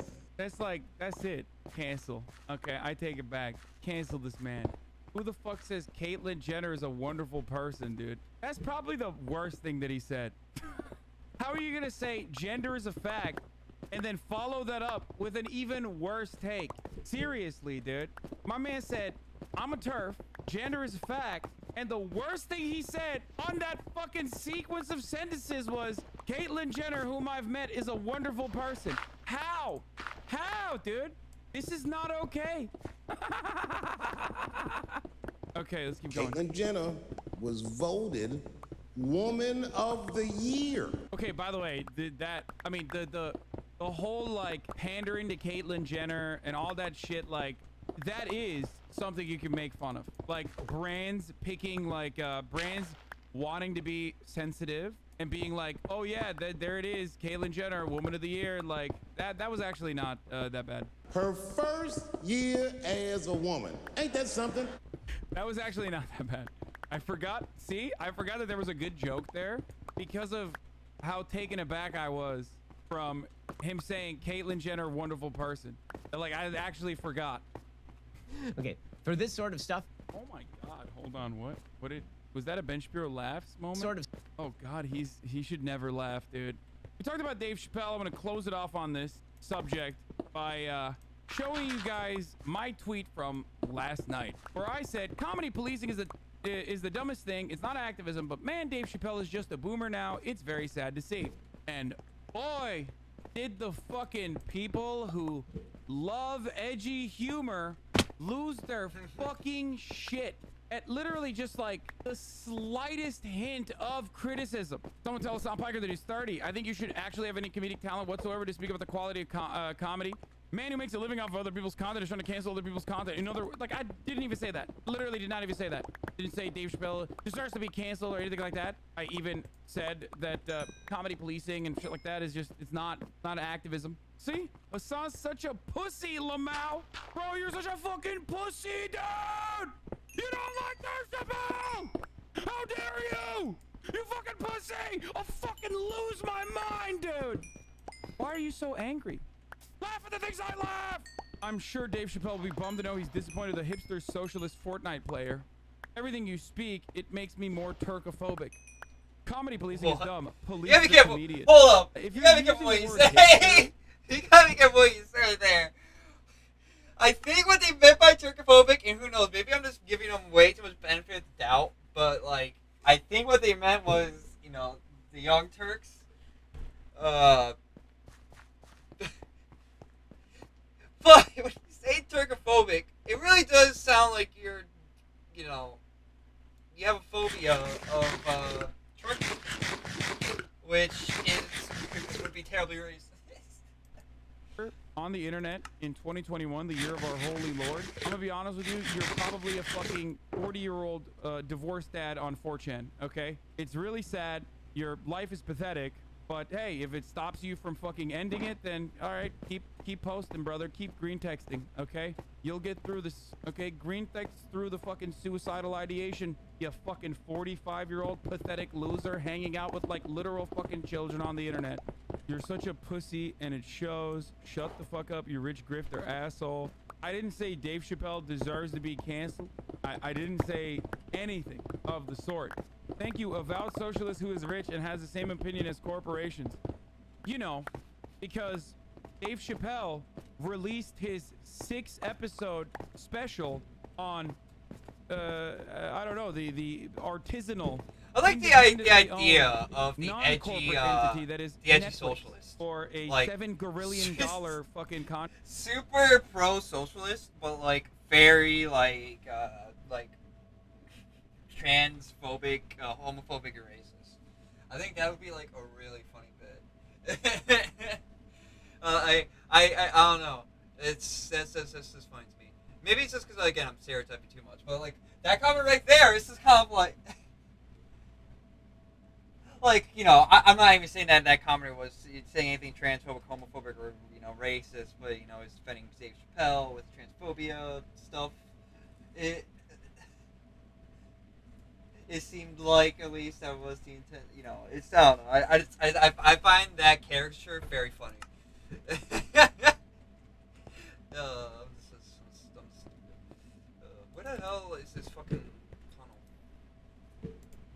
Contract. Until Superman is a disabled trans man, spare me or pinkwashing DC Comics. I hate that these motherfuckers know what pinkwashing is, okay? It's like, don't learn about these concepts, Ben. I don't like that. Pinkwashing is what the IDF does and is what, like, is when corporations are like, we're super LGBT friendly, and they just, like, use LGBT characters. I mean, it's kind of what DC is doing, you know what I mean? Or Netflix. Oh, pinkwashing. Here, great example, dude. Here, this is pinkwashing. Are you ready? Netflix being like, black trans women in loving memory of the black trans women and femmes killed in the US since 2019. Hashtag never knew love. Here are 5 trans-led organizations doing the work on the ground for trans people of color. Netflix has suspended a trans employee who tweeted about Dave Chappelle's comedy special. That's right. That's fucking pinkwashing, okay?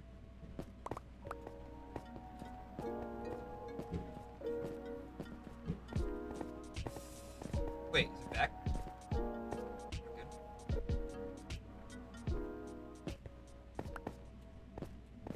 Okay. Okay. Okay. That's great. You're good? I think I saved it. I think that's cool. That's cool. 15 they added. What are we gonna watch next?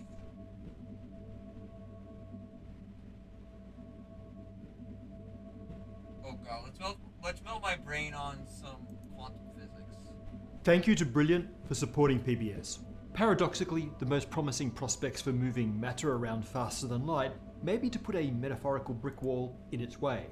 New efforts in quantum tunneling, both theory and experiment, show that superluminal motion may be possible, while still managing to avoid the paradox of superluminal signaling.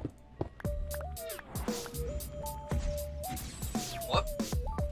Quantum tunneling is one of the weirder phenomena in the generally very weird world of quantum mechanics. It describes how quantum particles are able to move across seemingly impenetrable barriers, for example when atomic nuclei decay. But it's not just the Houdini-like power that makes the quantum world weird. it's also that the tunneling motion may move particles faster than they could travel if the barrier wasn't there, and even faster than light could traverse the same distance. We covered quantum tunneling a long time ago. In fact, it was the first video we did on quantum mechanics, but things have actually evolved in the 5 years since. I mean, we've learned a lot on this show, and so can dig deeper into the FTL aspect of quantum tunneling, but there's also new science. And so today, we're going to look at a new theoretical result and a new experiment that are bringing us closer to understanding the superluminal prospects of quantum tunneling. But first, a quick recap of quantum tunneling. Imagine you're driving a car towards a steep hill when the engine cuts out. You can still make it over the hill if you have enough speed, enough kinetic energy to see you to the top. But if the car isn't moving fast enough, then it'll inevitably slow down and roll back. There's nothing in the laws of physics that could allow you to reach the other side of the hill. Well, nothing in the laws of classical physics anyway. A similar thing happens in the world of quantum mechanics, where particles are pushed and pulled by the fundamental forces, forming energetic hills and valleys. But first, for understanding the superluminal prospects of quantum tunneling. But first, a quick recap of quantum tunneling. Imagine you're driving a car towards a steep hill when the engine cuts out. You can still make it over the hill if you have enough speed, enough kinetic energy to see you to the top. But if the car isn't moving fast enough, then it'll inevitably slow down and roll back. There's nothing in the laws of physics that could allow you to reach the other side of the hill. Well, nothing in the laws of classical physics anyway. A similar thing happens in the world of quantum mechanics, where particles are pushed and pulled by the fundamental forces, forming energetic hills and valleys, a landscape of so-called potential barriers. For example, the protons and neutrons in the atomic nucleus are held in the potential barrier of the strong nuclear force. Okay, that makes sense. If one of these particles had enough energy, it could punch through that barrier. Fortunately for the stability of atoms, nucleons mostly remain trapped. Mostly. In radioactive decay, particles that should never have enough energy to escape the nucleus are found to leak out. This is quantum tunneling. The key to the escape is quantum uncertainty. Between observations, quantum particles don't have well-defined properties, and that includes their positions. We represent the location of, say, a proton in a nucleus as a wave function. It's an abstract wave that encodes the information of where the proton might be. Upon measurement, or upon interaction with another particle, the proton could end up anywhere within that wave function, with some locations more likely than others. To understand what happens when a proton bounces around inside a nucleus, we need to see how its wave function evolves according to the Schrödinger equation, which is just the equation of motion of wave functions. This equation tells us that the wave function is mostly reflected or scattered back by the wall of the nucleus. But the Schrödinger equation is very clear that this isn't the only thing that can happen. Due to the blurred out nature of the wave function, a small part of it leaks out to the other side. The proton ends up being simultaneously reflected back and transmitted through the barrier. Now, the proton in a nucleus as a wave function. It's an abstract wave that encodes the information of where the proton might be. Upon measurement, or upon interaction with another particle, the proton could end up anywhere within that wave function, with some locations more likely than others. To understand what happens when a proton bounces around inside a nucleus, we need to see how its wave function evolves according to the Schrödinger equation, which is just the equation of motion of wave functions. This equation tells us that the wave function is mostly reflected or scattered back by the wall of the nucleus. But the Schrödinger equation is very clear that this isn't the only thing that can happen.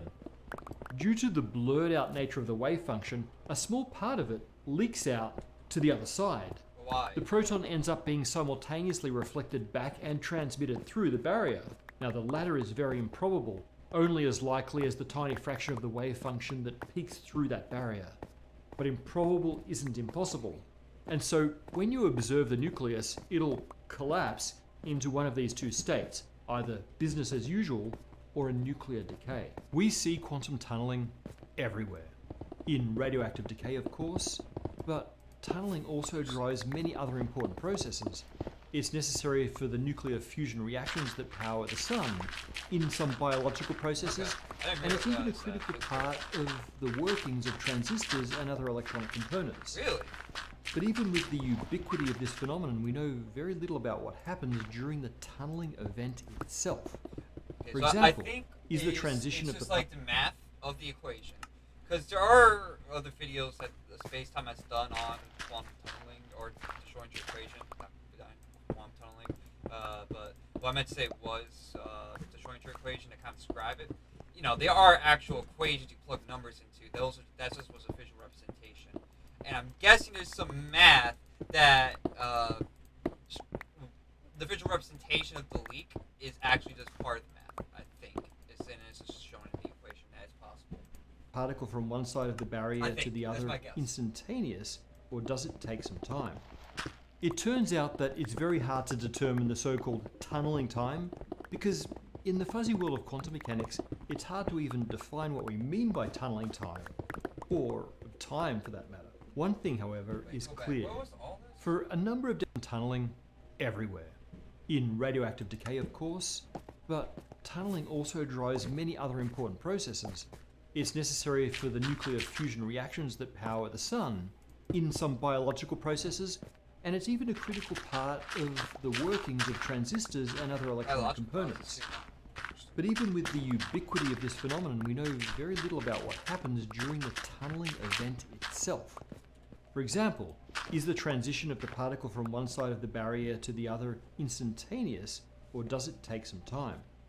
It turns out that it's very hard to determine the so-called tunneling time, because in the fuzzy world of quantum mechanics, it's hard to even define what we mean by tunneling time, or time for that matter. One thing, however, is clear. For a number of definitions of tunneling time, faster-than-light movement really does seem to be a thing. This was first shown by the physicist Thomas Hartmann in 1962, who found that for one definition, the time taken to tunnel what we mean by tunneling time, or time for that matter. One thing, however, is clear. For a number of definitions of tunneling time, faster-than-light movement really does seem to be a thing. This was first shown by the physicist Thomas Hartmann in 1962, who found that for one definition, the time taken to tunnel can become independent of the thickness of the barrier. In other words, you can double the length of your barrier and your particle will take the same amount of time to travel all the way through. For a thick enough barrier, this Hartmann effect can effectively teleport real physical matter between locations faster than it would take to travel the distance sans barrier, even at the speed of light. Now, Professor Einstein is not a fan of faster-than-light motion. As we've said before, his special theory of relativity explains that if you move faster than light, you can send signals into the past and create a whole bunch of paradoxes. So in our previous tunneling episode, we offered an explanation for why this effect doesn't break relativity.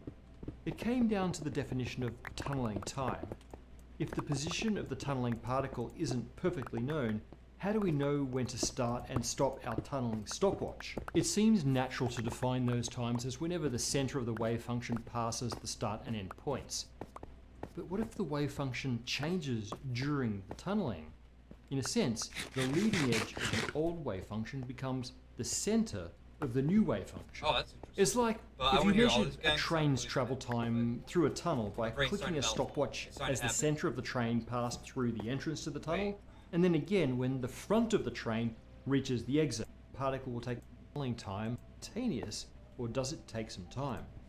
It turns out that it's very hard to determine the so-called tunneling time, because in the fuzzy world of quantum mechanics, it's hard to even define what we mean by tunneling time, or time for that matter. One thing, however, is clear.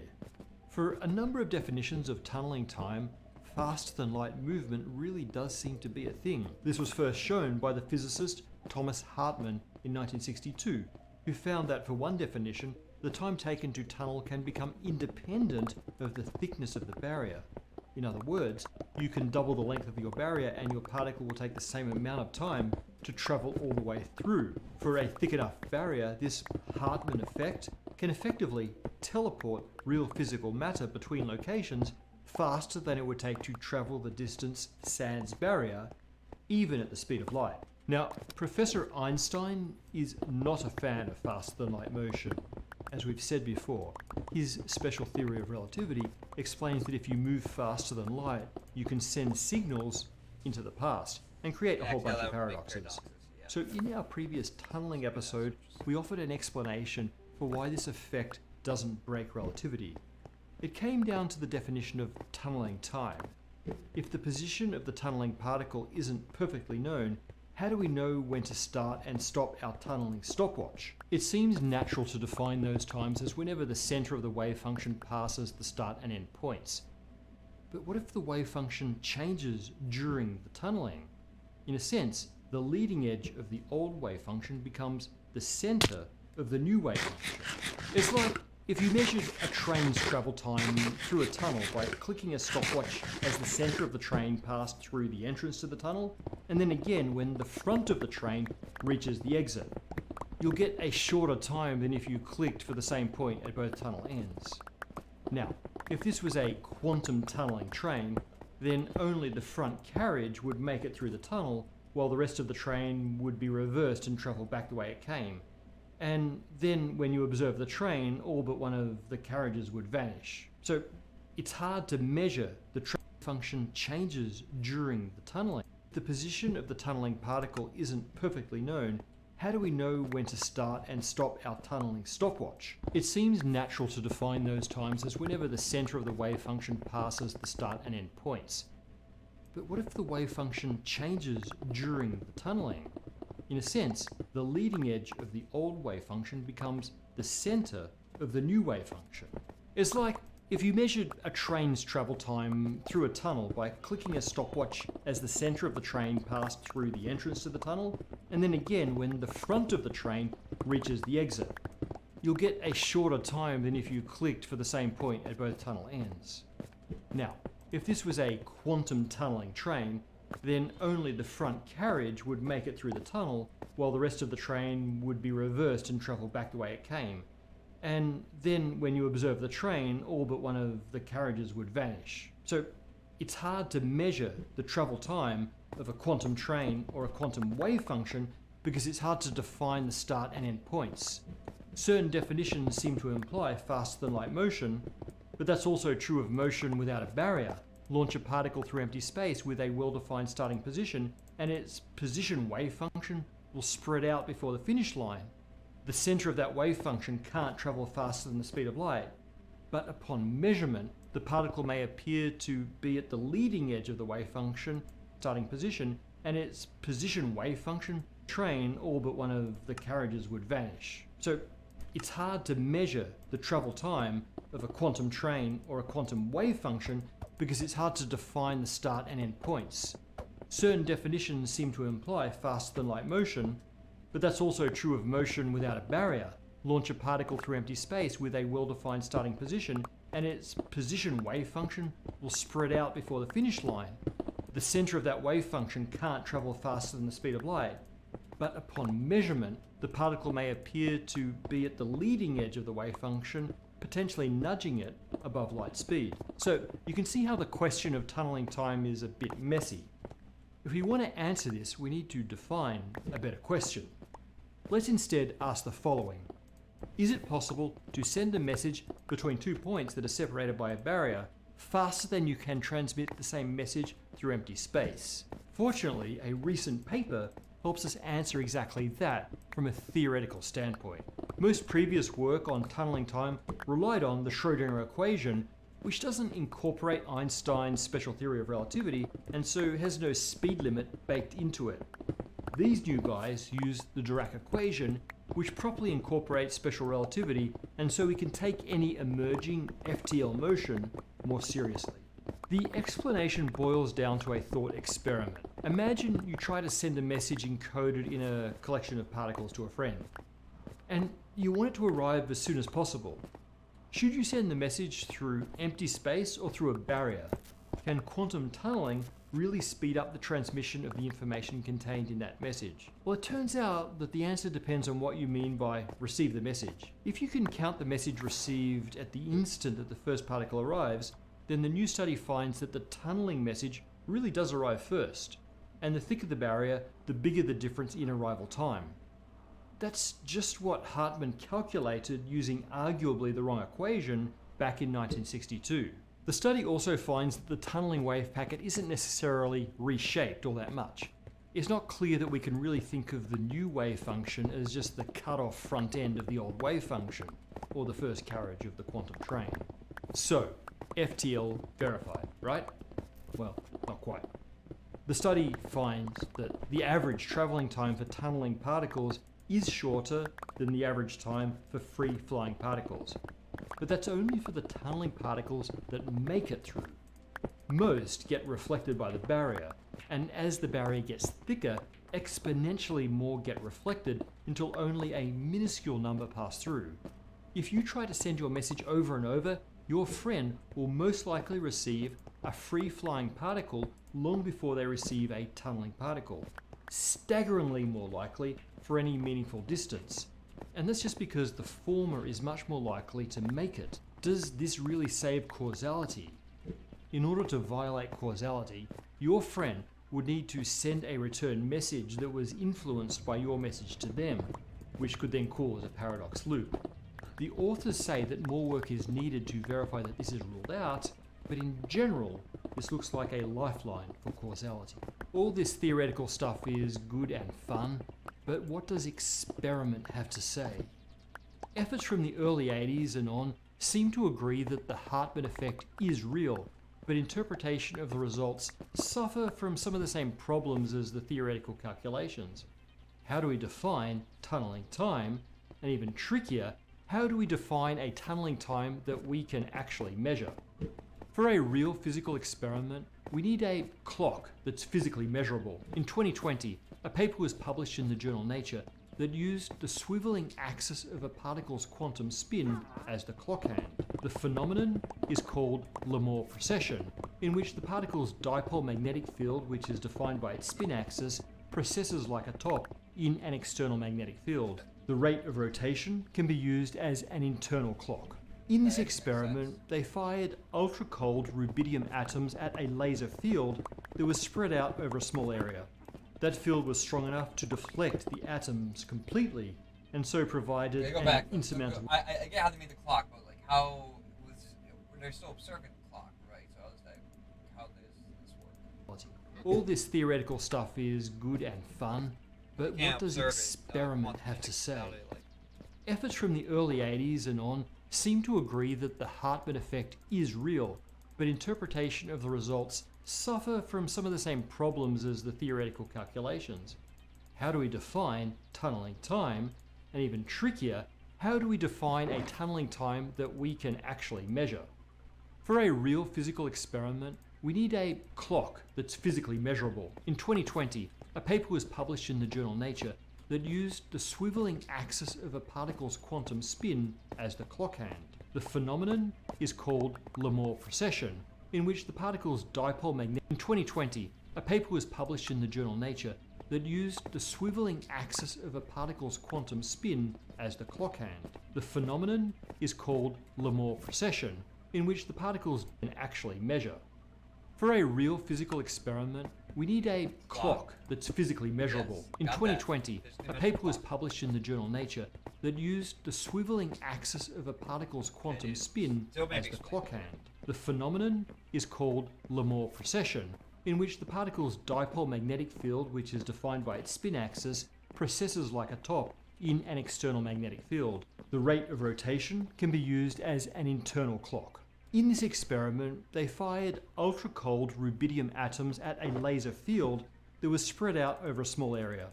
That field was strong enough to deflect the atoms completely, and so provided an insurmountable barrier. However, some particles did manage to tunnel through. For those ones, their spins were altered by the magnetic field of the laser, and the longer they spent inside the barrier, the more their spins changed. So, okay, what did they find?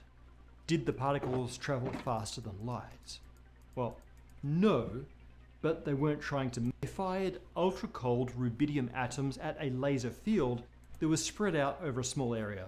That field was strong enough to deflect the atoms completely, and so provided an insurmountable barrier. However, some particles' dipole magnetic field, which is defined by its spin axis, precesses like a top in an external magnetic field. The rate of rotation can be used as an internal clock. Okay. In this It can be used as experiment, internal they clocks, just know fired that. ultra-cold rubidium atoms at a laser field that was spread out over a small area. That field was strong enough to deflect the atoms completely, and so provided an insurmountable barrier. Okay. However, some particles did manage to tunnel through. For those ones, their spins were altered by the magnetic field of the laser, and the longer they spent inside the barrier, the more their spins changed. Okay. So, okay, what did they find? I don't know how that Did applies. the particles travel faster than light? Well, no, but they weren't trying to make them Okay, that do makes that. sense. Then They probably were why just it trying to doesn't apply. verify whether using spins as an internal clock would work at all, and they were successful. The spins were altered by pretty much the same amount that the theory predicted that they would be. But the results are still relevant for the faster-than-light Hartmann effect Yeah, I because kinda the get it. spin-based clocks that they were working with should still show this effect under FTL. Basically, this effect with like the atom spinning and trying to use it as a clock, the method, you know, that shows that the time that they got, well, they didn't get timing for the showing fast light. It just showed that they were able to record it, and that it could be a viable method. Okay. Circumstances with faster particles and a thicker barrier. The point is that the theory and the experimental tools are now converging on a way to answer our questions once and for all. Is faster than light motion or influence possible? Perhaps yes, but it seems that it's only in cases where faster than light signaling is impossible, because as we've discussed many times before, when it comes to the speed of light, the house always wins. All signals in our universe, whether via quantum tunneling or quantum entanglement, seem to be bound by the same limits imposed by relativity. The universe insists that we take the long way around, and as fast as we can find them, it seals up any new shortcuts through space-time. Thank you to Brilliant for supporting PBS. To understand astrophysics, Brilliant believes that it helps to have a solid understanding of relativity. Brilliant has a lesson on special relativity that includes interactive challenges and problems to solve.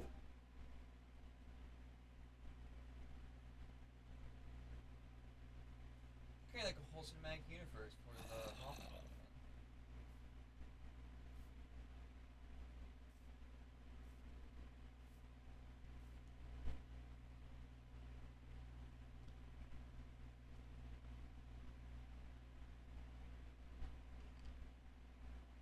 Yeah. These are usually pretty funny. I really do love Professor Lando. Thanks for coming in, everyone. He's a new, Today, content creator. I think he's like, but he's great. we're going over Monster Girls 101, a holistic approach to answering the question, the age-old question, which is the best Monster Girl waifu? We need to start No, with not a in Magic definition, New, and not obviously. coming from any source, I mean, but Scott- I think we can start. I've been trying to do this for a year. layman's He's got understand- more, he's got more follows than me. He knows what he's doing, right? Understanding of a monster girl. Part monster, part girl. It's in the name. Monster plus girl is what? Monster Girl. Quite frankly, even the most uninformed Alright. person could come to a somewhat reasonable Okay, yeah. explanation for what a monster girl. Yeah, I But feel the a answer little less is good about a myself little with more getting the right complicated answer. than that. Again, you think of ears, you think of wings, you think of tails. You think of ears and wings and tails on a girl, on a monster girl. Yeah. The answer is a little more complicated than that. In this lecture, we will be mainly referencing the depiction of monster girls in the serialized show and manga Monster Musume, aka Everyday Life with Monster Girls, which is a much more, perhaps you would say, mainstream in its permeation into popular culture, but I believe more digestible. For an introductory class, I know some of you may be familiar, but you have to understand that some people, this might be their first exposure to Monster Girls. Monster Musume also Wow, has poor- contained those sort poor of souls. sphere of Monster Girl culture, a holistic kind of canonical lore within itself that set Guys, I have a guidelines for confession to the make. I know I act like a like a real like sex god who knows things about like monster girls and all that, but like I don't. All right, I haven't really read any monster girl mangas or hentai. I'm not into monster. I'm not a follower of monster girl Reddit. It's just a facade. I think we really need to like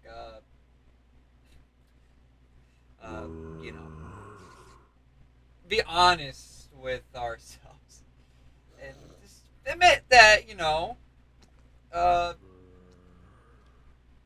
that it's okay to not know about this monster girl anime, monster musume.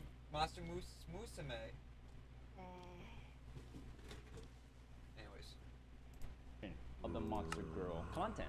The Monster Musume wiki offers an introduction of Dora Fisher's one snippet again 3 years ago. The world learned of harpies, centaurs, catgirls, and all manners of fabulous creatures are not merely fiction. They are flesh. An introduction, a blurb. This is just one snippet again. 3 years ago, the world learned of harpies, centaurs, catgirls, and all manners of fabulous creatures are not merely fiction. They are flesh and blood, not to mention scale, feather, horn, and fang. Thanks to the Cultural Exchange Between Species Act, very important, these once mythical creatures have assimilated into human society. Wow. Or at least they are trying. They are trying. Introducing another term. Taxonomy Assimilate? is the If scientific they have study to of naming, assimilate? defining, Why and can't classifying our groups cultures get of along? biological organisms based on shared characteristics of society. Or at least they are trying. They are trying. Introducing another term. Taxonomy is the scientific study of naming, defining, and classifying groups of biological organisms based on shared characteristics, or way of maybe portraying graphically, portraying taxonomy is with a cladogram. A cladogram describes the relationships, classifying groups of a biological organism. So we might have something like this. A cladogram. The primordial soup. The progenitor of all life. We go down. Does it look What like do a we dick? have here? We have like fish. Yeah. Or maybe not. Microorganisms. It's very accurate and realistic. And it branches off, and we have real talk, I don't know why this popped in my head. Real talk is actually an accurate representation of how evolution works. And, it's actually more, it spreads outwards like an actual tree instead of just being like one branch where things go off on different diagonals based off the one speed. It's not like that. But also, I'm just getting all upbeat. Just getting all sticking my ass for some reason. But I know it technically is. But I think it kind of adds on to the humor too, that he's like roughly kind of going over like how taxonomy works. what? Like slugs or something. And then we have what? Fish. Then frogs. Okay. And then here we have Slugs cat came boys. before- And oh. you might describe this as Slugs came oh, before, shit, doesn't fish, work. though? Maybe, What? maybe not. Like this is a crab, and this is like monkeys or something. Like monkeys. Okay, so we'll do that. And then we could just say that like these are like vertebrates, for example. Yeah. Okay. And, oh wait. I mean, it does the Well, job. you can. Let's say there's like a bone, like a single bone in the soup, or something. So that's a cladogram example describing taxonomy. This will make sense in a bit. I know it's a little obtuse, but we'll figure it out as we go. You might think, why did we go over that? We're tying it into the Monster Girls. So, for example, one of the most popular Monster Girls is the Lamia. Darwin, Charles Darwin, the Finches, Galapagos Island. Natural selection, evolution takes its course. There are subspecies of Monster Girls, much like the finch beak, evolving, changing to meet the requirements of their environment. Survival of the fittest. Similar with the finches, there are subspecies of Monster Girls. We will be using the Lamia as an example. What is a Lamia? A demi-human species with the lower body of a snake. You know, this kind of goes against our idea of individuality, especially here, like a Western sense of individuality. You can, species of monster girls are I lost track of this. evolving, This is, changing to file meet the information. requirements of their Yeah. environment. For me to Survival. understand, you know, the science, you know, I'm very scholarly man. It's purely for scholarly research. Of the fittest. Similar with the finches, there are subspecies of monster girls. We will be using Elenia as an example. Okay, so What is Elenia Elenia? is A a species. demi-human species with the lower body of a snake. You know, this kind of goes against our idea of Okay. individuality, especially here, like a Western sense of individuality. You can, species of monster girls are usually held, it's believed that their personalities are similar. You can basically just say this type of species of monster girl has this kind of personality. And a lamia, the baseline lamia personality is like a very steadfast, persistent, wholesome personality. Aw. Lamia, baseline lamia. So again, the cladogram taxonomy. Next we have the echidna. Okay, so maybe something like. So an echidna, right? Very much a lamia in that it is a demi-human species with a lower body of a snake. Oh. But the echidna, covered in scales, closer to a lizard folk, poisonous, spiky in physicality, but also in spirit, spunky. Perhaps you dare say the tomboy of lamias. Moving on. I'm not quite sure how to pronounce this. A melusine? Melusine? Melusine? A melusine?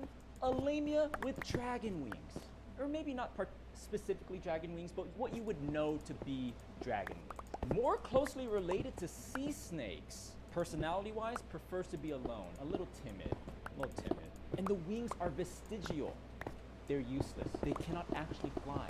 That makes the melusine, we're getting ahead of ourselves, that makes the melusine perhaps maybe, for me personally, a little better of Monster Girl. You know, this isn't just Monster Girls, it's Monster Girls, which one is the best waifu.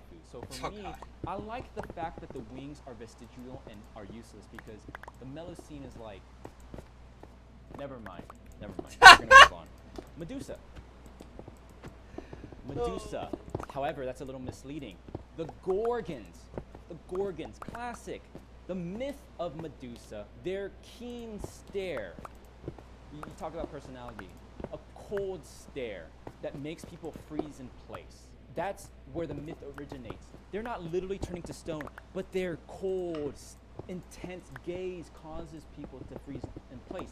But really, what it is, actually, Gorgons just have bad eyesight. And so their intense stare, it's just because they have poor eyesight. But people misinterpret it as like they're glaring at you. But really, they just can't see. They have poor eyesight. They wear glasses. Does Dimitrescu, the tall lady from Resident Evil, count as a monster girl? My answer is no, because you talk about intent. I talk about Lady a Dimitrescu, lot.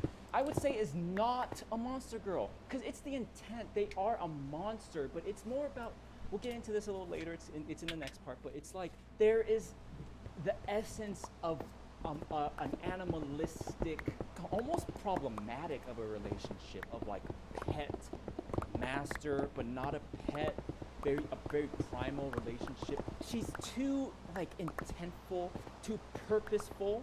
Never mind the physicality, too human.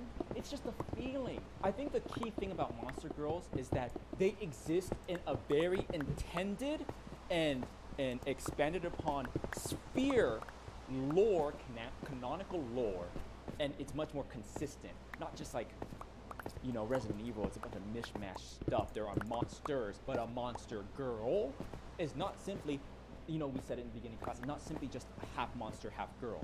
There's more to it. You know, this might be some review for you, but we're going really quickly. So, next up, we have the centaur.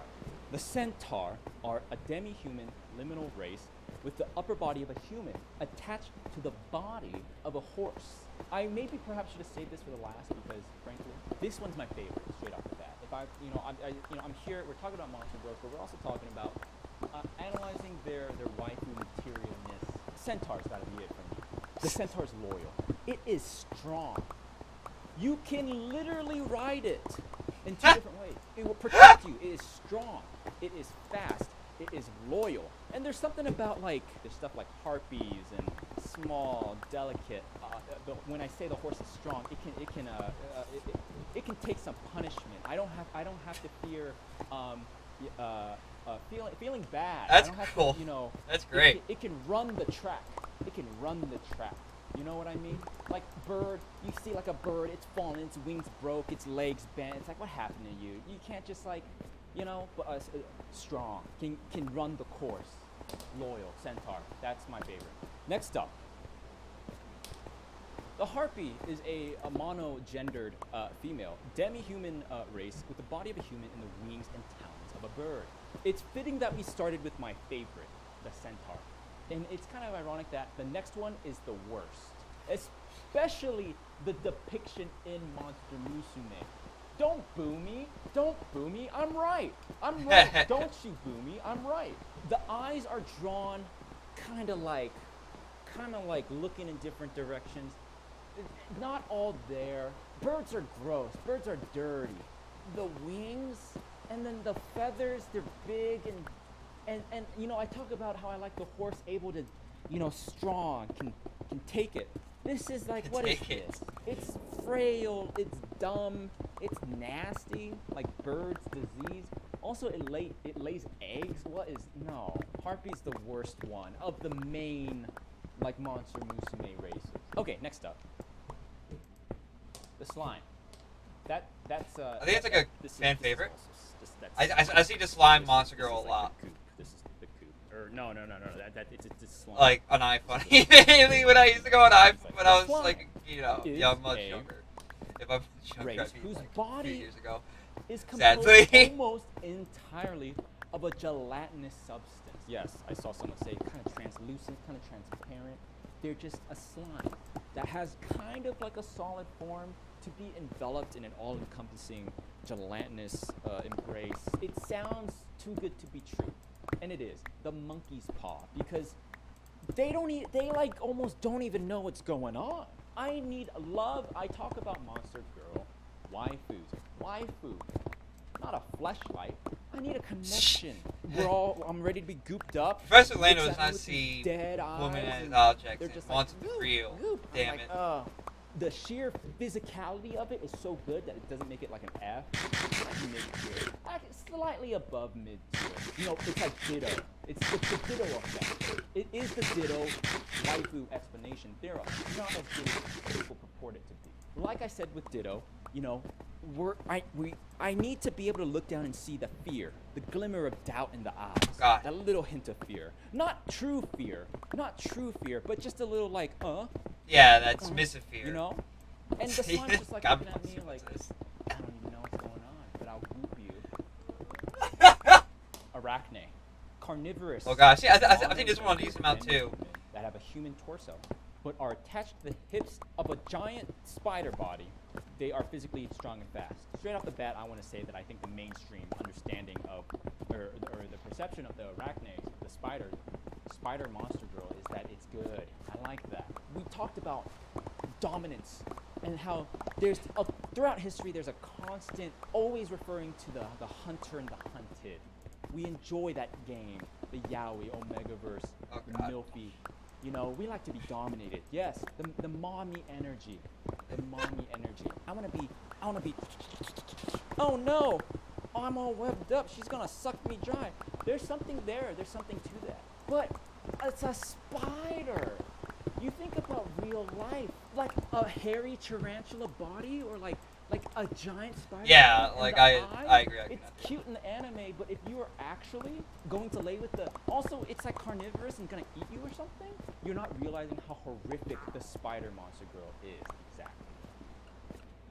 The Duluhan. Oh. Duluhan is a humanoid race, most commonly known arrows. very simply for the removable head. They are metabolically similar to humans. Do it. Duluhans have a removable head, separate from the body, both able to maintain themselves. who's- S tier, what was I will the not monster? be commenting further on that. What's the Most monster? commonly, like a hairy tarantula body, or like a giant spider body, and the eyes, it's cute in the anime, but if you are actually going to lay with the, also it's like carnivorous and gonna eat you or something, you're not realizing how horrific the spider monster girl is. What? How did this happen? The Duluhan. Duluhan is a humanoid race, most commonly known very simply for the removable head. They are metabolically similar to humans. Duluhans have a removable. It's like carnivorous and gonna eat you or something. You're not realizing how horrific the spider monster girl is. Exactly. The Duluhan. Duluhan is a humanoid race, most commonly known very simply for the removable head. Okay, They look, are. look! What the hell? Why there's so many of yous? Removable head, separate from the body. Just trying to understand both monster able girls to over here maintain get themselves. being S tier, I will gangbangs. not be commenting further on Not in that. a good way. Suddenly it's It's- party for three. We're doing co-op. We're doing split screen. Suddenly player three I- enters. Out of nowhere. Where did player three come from? No, I don't said know. that. You I ever said play that. Portal and you think, oh, I could do something with that. Next, we have mermaid. Humanoid race, upper body of a human, tail of Anyways. a fish. Very similar to the lamia. Very similar to the lamia. But aquatic. In the show, in Monster Musume, the show, she has to be in a wheelchair when she's not in water. This is not as similar to humans. The humanoid. With the, also, it's like carnivorous and gonna eat you or something. You're not realizing how horrific the spider monster girl is. Exactly. The Duluhan. Duluhan is a humanoid race, most commonly known very simply for the removable head. They are metabolically similar to humans. Duluhans have a removable head, separate from the body, both able to maintain themselves. S tier, I will not be commenting further on that. Suddenly, it's a party for three. We're doing co-op. We're doing split screen. Suddenly, player three enters. Out of nowhere. You didn't even think about that. Oh. You ever play Portal and you think, oh, I could do something with that? Next, we have mermaid. Humanoid race, upper body of a human, tail of a fish. Very similar to the lamia. Very similar to the lamia. But aquatic. In the show, in Monster Musume, the show, she has to be in a wheelchair when she's not in water. This is not as low as the harpy, but this is like bottom tier. This is bottom tier. Think of like if you truly had this thing as a waifu. The tail's long. What? Like you would just need a big bathtub in every room, or you're wheeling it around in a wheelchair. Also, the top part is cute, but like a fish is like clammy and gross, and it smells like fishy. No, that's gross. The fussy? Oh God. The fishussy? Oh, No. Fishossi's Helpless? much better than Fussy. I can't do Bussy or all these other ones, man. I can say Fussy much better than Fussy or Cussy. I've heard too much Cussy. But I will say, like, I actually agree with like the fish stuff, but like, why is he on the wheelchair part, man? I mean, I guess yeah, everyone's attracted to their own thing. I'm not gonna, exactly disclaim that or like, criticize that. But it's not exactly. I mean, I guess if he's starting talking for himself, I mean, I guess yeah, I guess it's not gatekeeping. At the same time, I would definitely say it's more the fishy smell part, and I'm not even trying to make like a weird like sexism joke. Anyways, Now wait a minute. No, the cons outweigh the pros. The cons outweigh the pros. This is definitely bottom tier. I want to end with just a personal kind of anecdote of like Professor Lando's preferred type of, within the Monster Musume lore, in that sphere. You know, I like the centaur. Fuck off. But so now we're just gonna remove ourselves from that sphere, and we're just speaking generally the greater mainstream understanding of fan art and such of monster girls. My favorite monster girl archetype is the orc or oni. Think of like the Western fantasy take on an orc, the Tolkien-esque take on an orc. These roving bands of marauders, sentient, conscious, very purposeful, but still barbarians. The thought of being captured, your little adventurer walking away, a roving band of orc girls captured and being treated like an orc girl's meat for the night, and that's the thing, being passed around like it's very nonchalant, like they just like, oh, dinner served for the night, being passed around like a. I don't know how he captures like a rag. He does it really good, man. He captures like the like. Oh god. Oh man. he captures like the like. I don't even know how to say it. Like he captures the. I guess. The caricature of like submissiveness like so well. It's great. I love it. And like the femboy, like I don't know. I think it's funny. It doesn't have to be a femboy thing either. But obviously in this case he's talking about orc girls or girls. You know, some submissive boys even. Let's just say that. Like it's I don't know. I think this is it's fucking hilarious. It's the savagery, but also the key thing is like the nonchalantness of it. Like next, here you go. Foop, toss it over to your orc girl buddy. Just like the next day's dinner, the leftovers. Used until I'm broken. Something to that. Futanari, perhaps. The ultimate combination, that's something to be considered. By the end of the night, I wanna be looking like a I gotta put up parachute that's torches. been deployed. There's my personal favorite, and there's admitting that there's an objective best.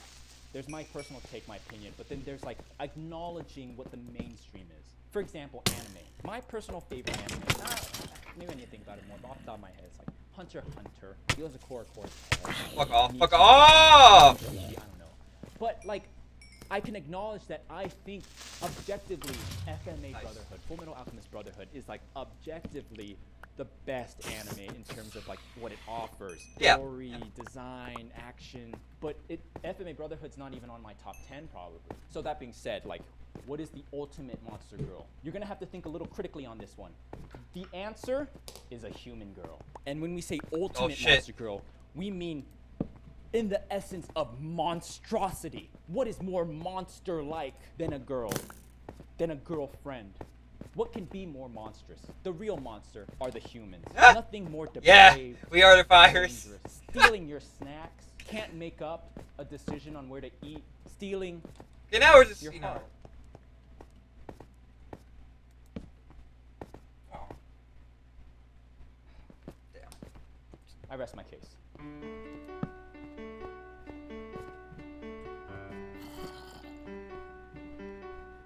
break it for you.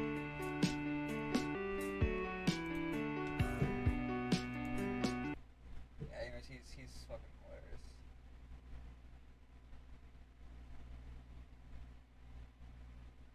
The Channel 5's extended universe, man.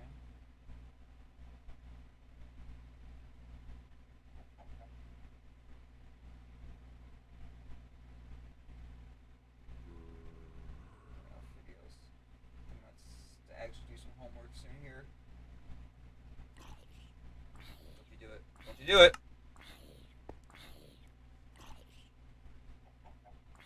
Oh, let me see this. Oh god. Thank you.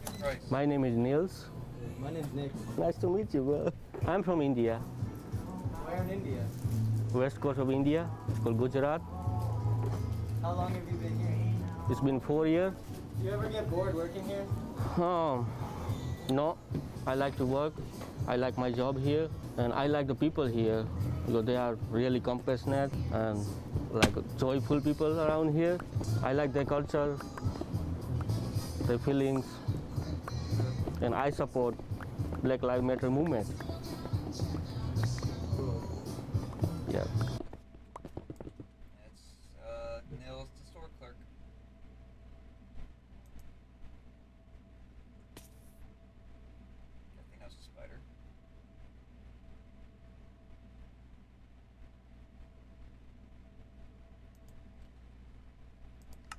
Alright, I think it's time I come here and set the record straight. I'm gonna cannonball into the public swimming pool of false accusations. I'm gonna tackle all these bad boys today.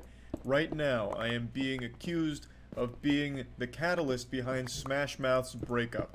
Me, Smash Mouth's biggest fan. The guy who would literally huff Steve Harwell's dirty gym socks just to smell greatness. The guy who in 3rd grade sang All-Star for the 3rd grade talent show without missing a goddamn beat and hitting a nasty stanky leg to it in front of the whole goddamn class. I am being labeled the man who broke up Smash Mouth. And it's all because the timing couldn't have been worse for me. Yesterday I posted this video about Smash Mouth concerts where Steve Harwell, he was getting a little goofy out there. Maybe had 1,000 too many drinks on stage and started threatening the audience members' families.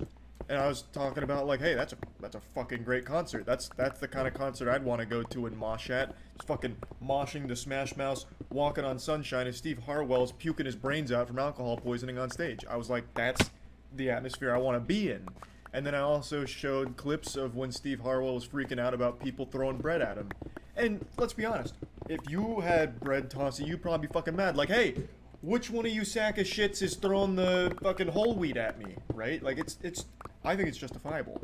I had nothing but nice things to say about Smash Mouth concerts. It elevated from something I'd think about going to something I had to go to. And then later that day, after posting this video about Smash Mouth concerts, Steve Harwell announced his retirement.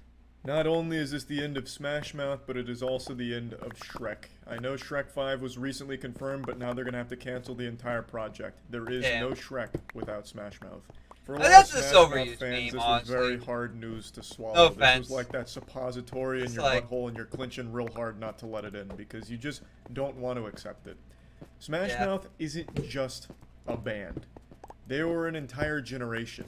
They were the soundtrack to my childhood. I remember playing Halo 2 on Xbox Live, listening to some Smash Mouth All-Star, and every time I'd talk on the mic, you could kind of hear it in the background, so everyone knew that I was a kid who knew how to party and have fun. And then they told me they fucked my mom and all that good shit. So, like, when I think back to being a kid, I hear Smash Mouth in my head. Them and Good Charlotte. I remember playing Kung Fu Chaos at a buddy of mine's house. We were just going through Smash Mouth albums after albums, and by that I mean the only album they had that anyone listened to with All-Star on it. And then we'd also flip on Good Charlotte, Lifestyles of the Rich and the Famous is playing Chaos and shit and getting fucking wild out there. I remember seeing the Rat Race movie that had a crazy superstar cast. Fucking Mr. Bean, he had like narcolepsy or something, so he fell asleep quite a few times, and then at the end, everyone was competing for money, and they all get together, and they go to a Smash Mouth concert. And you know how it goes. Somebody once told me, and then everyone's celebrating. I'm over there in my goddamn booster seat, fucking 14 years old, going wild, singing the words. Like, Smash Mouth, All-Star in particular, of course, was just huge. A very influential part of my life. And it is sad to see Steve Harwell retire from the scene. Hopefully it's not permanent. Hopefully he'll get back to touring. I hope this is just maybe, a temporary hiatus and we'll see them again soon. But I just want to make it clear, I am not the reason that they broke up. I was just talking about their live concert atmosphere and how fucking beautiful it seemed to be there. If anything, I would have been one of the reasons that they should have stayed together, I would argue. And in fact, I'm surprised I wasn't credited in some of these articles as the only man trying to keep the group together. So yeah, I'm not the reason that Steve Harwell has departed from Smash Mouth, and I am wishing him the best. Hopefully he can get the help that he needs. And as far as I know, the rest of Smash Mouth is looking to find a new lead singer, but it'll never be the same. But I am wishing Steve Harwell the best. Now, the next thing I want to talk about isn't negative in any way. In fact, it's something that I think is really cool, and it's something people keep telling me about, even though I'm well aware of it. There's a couple YouTube animators that animate parts of my videos in really weird ways, sometimes disturbing. The biggest one right now is Captain Kling.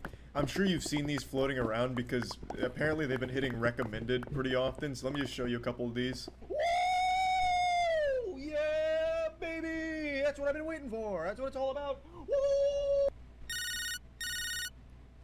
What is it? 200k GP. We're talking in GP, I'm on it. Stop fucking shooting me! What the fuck is wrong with you? Chill! It was a misinput. Misinput. Calm down! You calm the fuck down! It was a misinput! Yeah, so the animations make me look like some kind of feral Florida meth head who's on some kind of bath salt trip. It's like if Meat Canyon found Maya 3D. I think it's fucking wonderful. Yeah, that's a good way to I really appreciate it, and it spawned like a small little community of animators who do this. From different parts of my videos. This isn't the only animator doing it. There's quite a few that I've seen, and I just want to say, yeah, I really appreciate it. I think it's fucking great. I love that shit. It's like Pixar, but disturbing and very intense. I think it's. I just wanted to talk about it real quick because a lot of people have brought it up to me and asked my opinion on it. Obviously, I fucking love it. So, yeah, thank you for that. Now, to transition back to defending myself against false accusations. Hi there. I today announced the moist cheese sandwich at Mr. Beast Burger, and a lot of people were quick to notice something very important. The moist cheese sandwich has lettuce on it. Now, as most of you know by now, I'm not a big fan of lettuce. I have a very strong stance on lettuce on sandwiches. And a lot of people were wondering, what the fuck's going on here? Is this even Charlie? Or has Charlie been kidnapped? And the imposter, the doppelganger, is now promoting a lettuce-based sandwich. Well, it is me. I approved of that. In fact, I even encouraged the lettuce. And let me explain why. After I take a shit, just give me 1 second. I've been holding in a shit. Alright, now that that's over with, the reason why there's lettuce on this sandwich is because from a design perspective, I looked at the blueprints, right? I was toying with dangerous flavors, and it's a softer sandwich by design, so I knew it was going to need a little something for texture, and I just had a feeling onions wouldn't be enough. That's when I knew lettuce was going to be that chemical X that I needed. Now, I still don't think lettuce goes great on most sandwiches. However, in the case of the moist cheese, it was necessary, and it helps elevate it. And it's something that I think most people who are used to sandwiches will appreciate, and those who are also on my team that don't think lettuce usually adds anything will also try this and think, maybe there are exceptions to the rule. I'm an open-minded man, never afraid to admit when I'm wrong. And what this experience has taught me is that only a Sith deals in absolutes. I learned that maybe there are some sandwiches that do stand to benefit from lettuce, the moist cheese of course being one of them. And I really came to appreciate the lettuce on this sandwich. So, I will say, 100%, this is a sandwich that benefits from the lettuce. And that's just the way it is. I still believe most sandwiches, most burgers, don't really get much of a kick from the lettuce being there and could go without. Sometimes it's just filler. But not in the moist cheese. Here, it plays an important role in the story and improves the moist cheese playfulness. So, I just wanted to come here and explain that, and yeah, that's about it. See ya.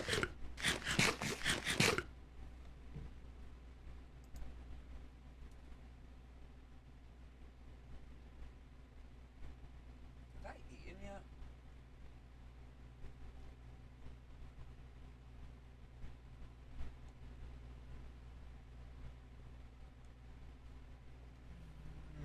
I also do watch.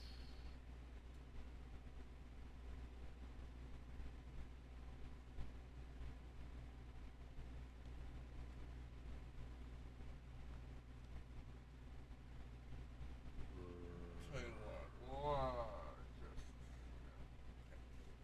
what, I'm gonna get off Minecraft for a second, and then I'm gonna put on some art history homework. Let me okay,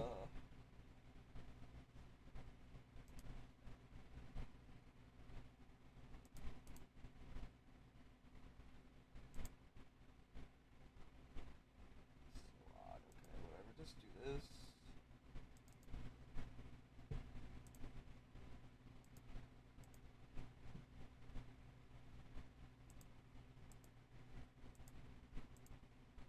There we go. That works. Why not? And then now that that's done,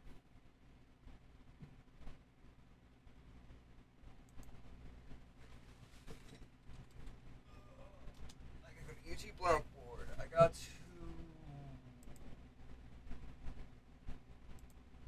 make sure you're not seeing my login information. We're gonna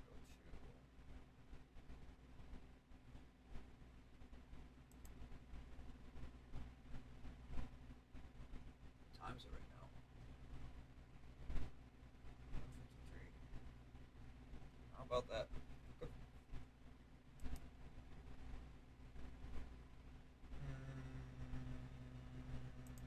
go.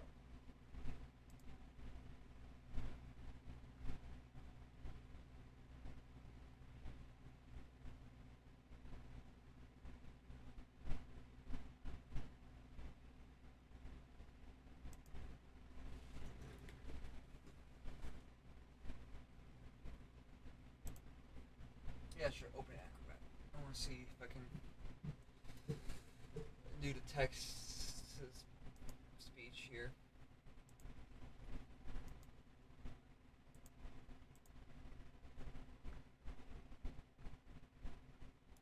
Modern pipelines of persuasion.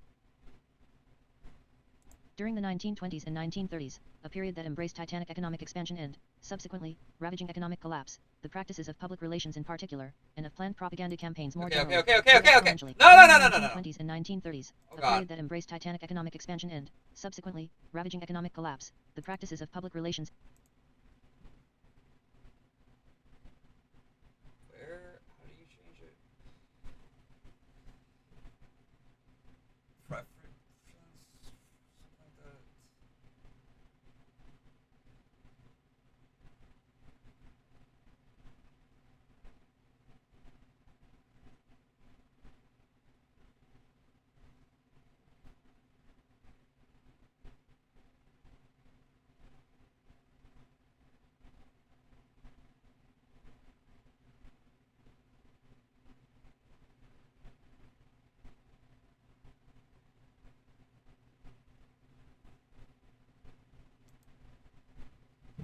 Okay.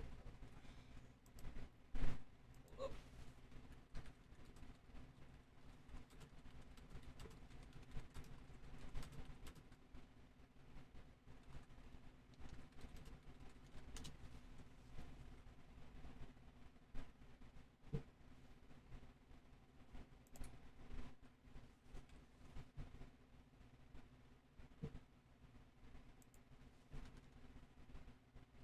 Like 100 again.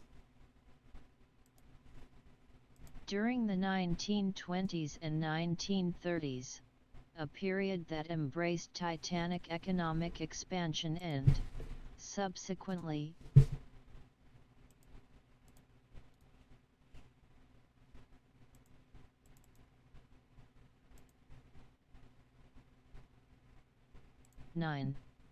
Modern pipelines of persuasion.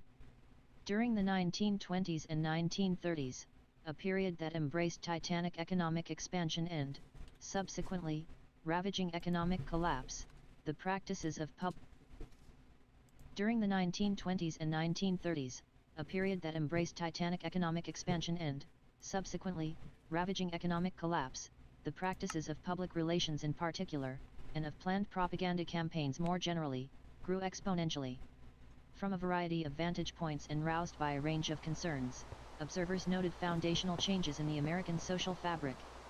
One of these observers was Harold Lasswell, a political scientist who would emerge by the mid-30s as the United States' foremost student and bibliographer of propaganda activities. 1 in 1927, while still a young professor at the University of Chicago, Lasswell summarized the growth of organized propaganda that had taken place over the preceding decade. 2 Propaganda, he wrote of the period since World War I, had arisen as one of the most powerful instrumentalities in the modern world. The attempt to control opinion through the conscious manipulation of significant symbols, or, by stories, rumors, reports, pictures, and other forms of social communication, had become routine. The social and political implications of this development were profound. Widespread discussion about the ways and means of controlling public opinion, he concluded, testifies to the collapse of the traditional species of democratic romanticism and to the rise of a dictatorial habit of mind. 3. In the face of troublesome democratic ambitions that had been mounting for more than a century, corporate and governmental leaders looked to an increasingly sophisticated opinion molding. APA 174. I don't like how I can't stop this. I'm actually just gonna shut this off. Oh, that's the end of the page, huh?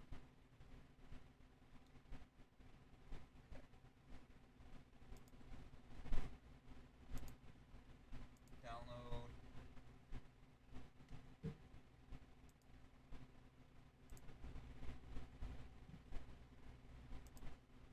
And where's Babaloka?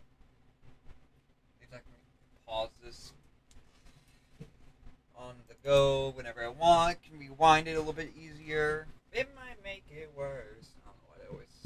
Anytime I hear easier, I think of Do the Bad Thing by the Arctic Monkeys.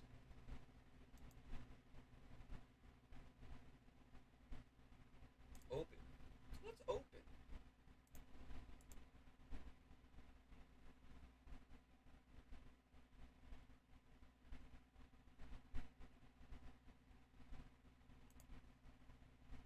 During the 1920s and 1930s, a period that embraced titanic economic expansion and, subsequently, ravaging economic collapse, the practices of public relations in particular, and of planned propaganda campaigns more generally, grew exponentially. From a variety of vantage points and roused by a range of concerns, observers noted foundational changes in the American social fabric.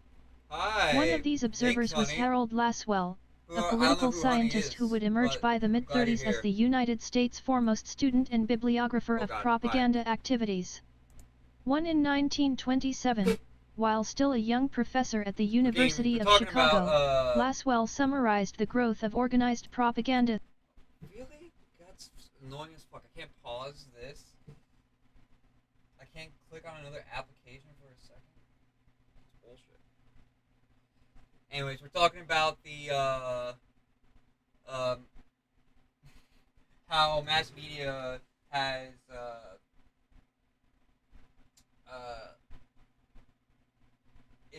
how mass media, I'm trying to write the right words, I'm a little tired here.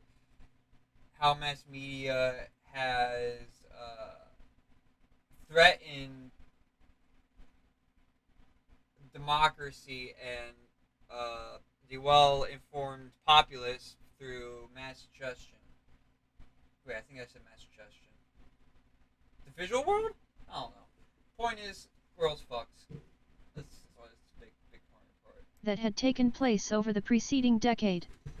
To propaganda, he wrote of the period since World War I, had arisen as one of the most powerful instrumentalities in the modern world.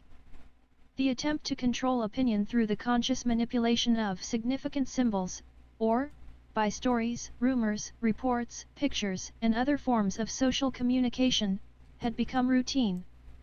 The social and political implications of this development were profound.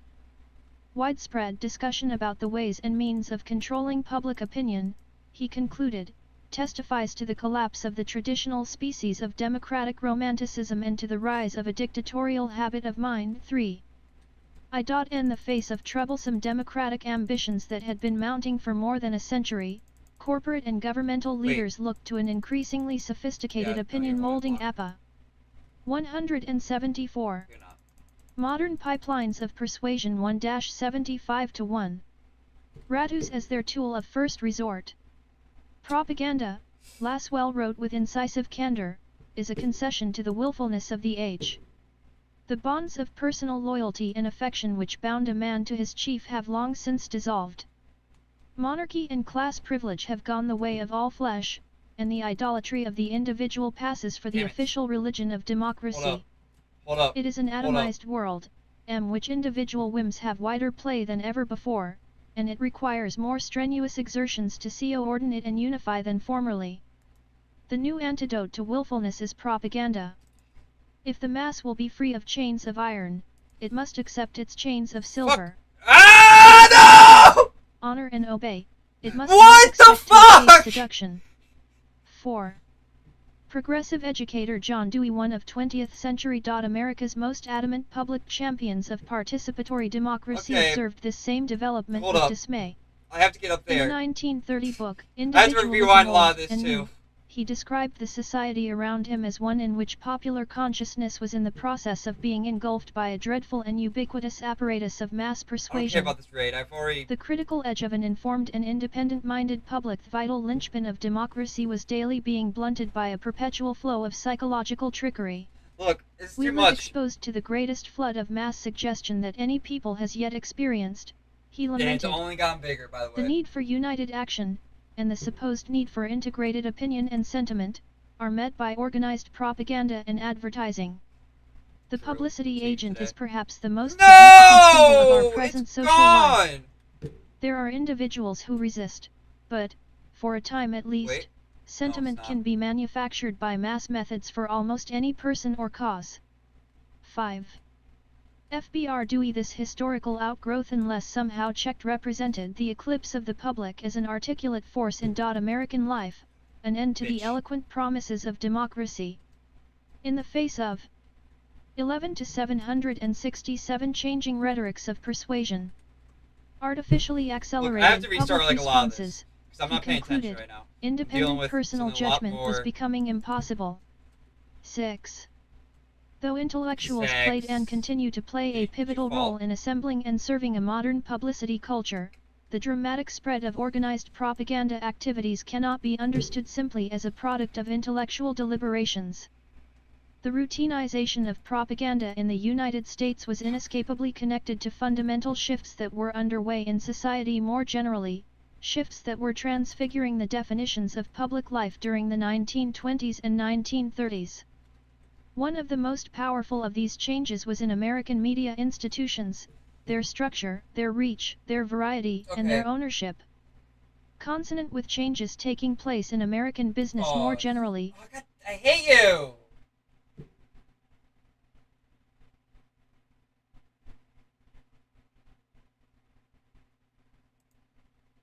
Okay, so we can't really get that far. the period between the late 19th century and the 19th. It is an atomized world, which individual whims have wider play than ever before, and it requires more strenuous exertions to coordinate and unify than formerly. The new antidote to willfulness is propaganda. If the mass will be free of chains of iron, it must accept its chains of silver. If it will not love, honor and obey, it must not expect to escape seduction. 4. Progressive educator John Dewey, one of 20th century America's most adamant public champions of participatory democracy, observed this same development with dismay.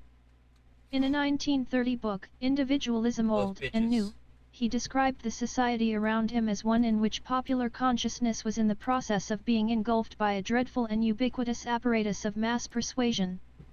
The critical edge of an informed and independent-minded public, the vital linchpin of democracy, was daily being blunted by a perpetual flow of psychological trickery.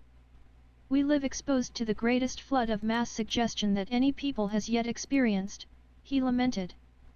The need for united action. Where's my and the need worker? for integrated opinion and sentiment. You are met by organized sons of a propaganda bitches! and I'm gonna kill advertising. all of you. The publicity agent is perhaps the most significant symbol of our present social life. There are individuals who resist, but, for a time at least, sentiment can be manufactured by mass methods for almost any person or cause. 5. FBR Dewey. This historical outgrowth, unless somehow checked, represented the eclipse of the public as an articulate force in American life, an end to the eloquent promises of democracy. In the face of 11 to 767 changing rhetorics of persuasion, artificially accelerated public responses, he concluded, independent personal judgment was becoming impossible. 6. Though intellectuals played and continue to play a pivotal role in assembling and serving a modern publicity culture, the dramatic spread of organized propaganda activities cannot be understood simply as a product of intellectual deliberations.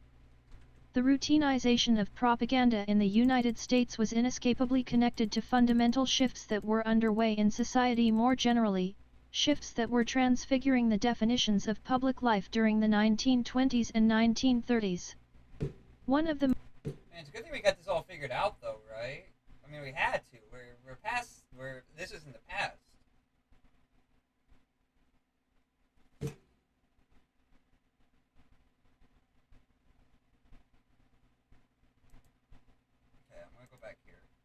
Progressive educator John Dewey, one of 20th century America's most adamant public champions of participatory democracy, observed this same development with dismay. In a 1930 book, Individualism Old and New, he described the society around him as one in which popular consciousness was in the process of being engulfed by a dreadful and ubiquitous apparatus of mass persuasion. The critical edge of an informed and independent-minded public, the vital linchpin of democracy, was daily being blunted by a perpetual flow of psychological trickery. We live exposed to the greatest flood of mass suggestion that any people has yet experienced, he lamented. The need for united action, and the supposed need for integrated opinion and sentiment, are met by organized propaganda and advertising. The publicity agent is perhaps the most significant symbol of our present social life.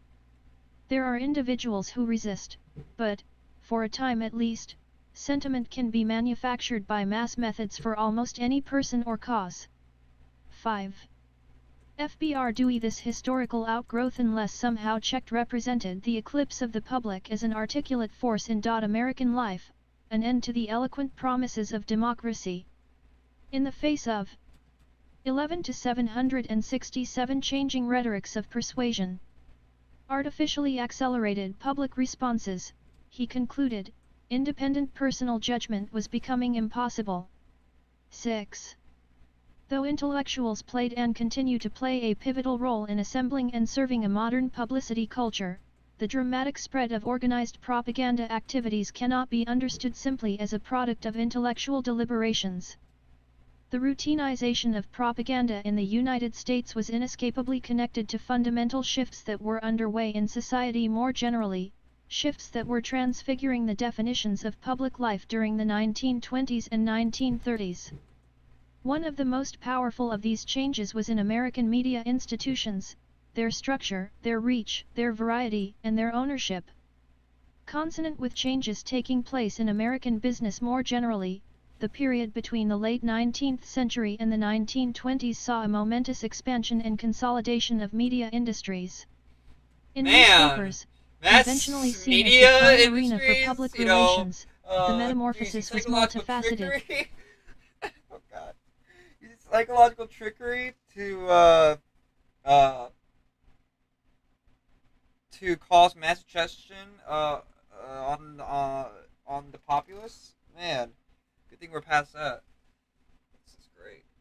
I mean, like, it's true. Like, this is what we deal with still to this day. We deal with so much mass suggestion and bullshit from the media that we have a mistrust of the media. And the problem is that now there's like no good way for the populace to be informed. Like, unless you are like studied well versed into a particular subject, it feels like, you know, you are vulnerable to like this mass suggestion. And it sucks, right? 'Cause I feel this all the time. I have like a lot of anxiety with like myself for one, with some of the thoughts that I believed in, because like especially over the last couple of years, I've had like the foundation that I built my ground on from I built my ground on that's been built up from my understandings of society around me and stuff. Be questioned, and through questioning this, you know, I've become a lot more progressive over time, but like I've also looked back and be like, damn, I was kind of, you know, a victim of this mass, you know, suggestion, this psychological trickery, and we all are, right? And this is kind of, it sucks because yeah, this is the linchpin to a democracy. It's a well-informed public, and so much so even today, we are seeing a lot of nothing burgers for one. Like so many nothing burgers of like these made up issues that are causing so much more polarity that it'd be nice if you know,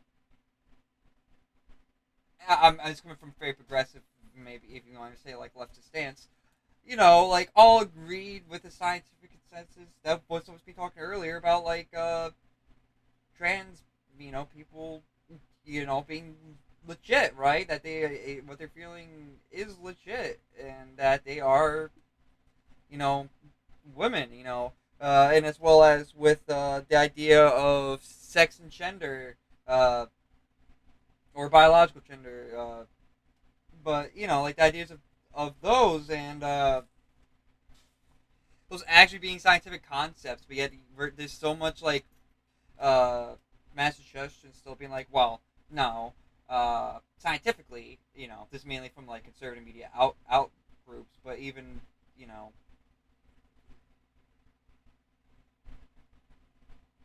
I'm sure there was I don't want to talk about shit I don't even know. There might have been some stuff like this on more like channels like, for example, like CNN or whatever at some point. Who knows? Some J.K. Rowling shit. Some turf shit. I'm on my turf shit. Oh goddamn. Anyways, yeah, no, I as well as like here's a better example, right? I think like there's so much mass suggestion being done on like there was so much mass suggestion for the Afghanistan war to like try to justify it, and especially for how long it went by news outlets and them attacking the government anytime we tried to like pull out, because of course they were supported by the military-industrial complex and the companies that make up the military-industrial complex investing in these news organizations, having an actual decent like sway over them. They can be like, yo, promote this war, promote the good that's done, or like show backlash to like pulling out of the war and stuff, right? And luckily with Afghanistan, it really didn't seem to work too much. It was, some like, oh, what Biden did is Biden's fault. Yeah, it was just also just like mass suggestion from like conservative media without really kind of giving a fair shake of the whole thing of like what actually happened. I'm not really parsing my words probably the best, but like, yeah, this is exactly what is like we're dealing with today. Is a bunch of mass suggestion trying to put ideas in our heads to kind of pit us against each other. Or to more importantly, I should say, it's more like indirectly pit us against each other, unless you want to like really talk about like political mass suggestion. Because when we're talking more about mass suggestions, it's more about promoting ulterior motives, right? Like trying to get you to buy more stuff, or trying to get you to support the war going on, so that way the government would be less likely to pull out of the war. Thus, the government will still hire you as a contractor and give you loads of money, and thus your stock price will go up, and you also make a lot of money from that. It isn't so much to be like mass suggestion to be like, oh, I actually believe in this war. It's mass suggestion to profit off the war. It's yeah. While powerful newspaper chains had begun to propagate in the years preceding the turn of the century, by the 20s these chains had gained a virtual stranglehold on newspaper publishing. Fueled by the growth of the modern consumer culture and by the advertising revenues it was generating, the grooves of borrowed thought were becoming more and more And see, this the thing too, when people are like, when people get mad at capitalism, people are like, dude, why mad? Like, what do you mean? Why are you mad at capitalism? Capitalism didn't cause all these problems. It's the these companies did these shitty things, but it's the best system we got. On paper, even though like people like always criticize communism and be like, well, on paper it works, but then like on paper, the populace would react to the companies and act accordingly, and the free market is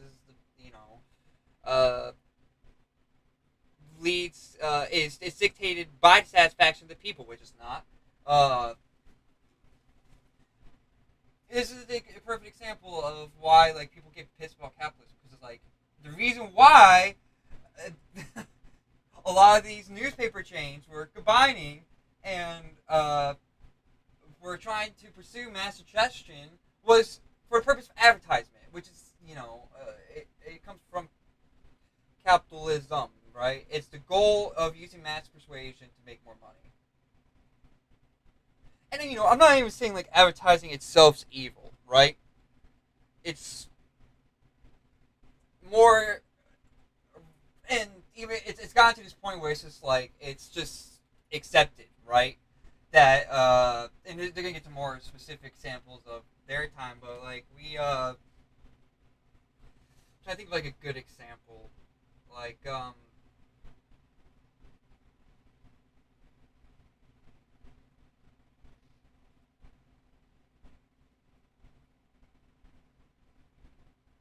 let's not look at movies, but let's look at like abortions.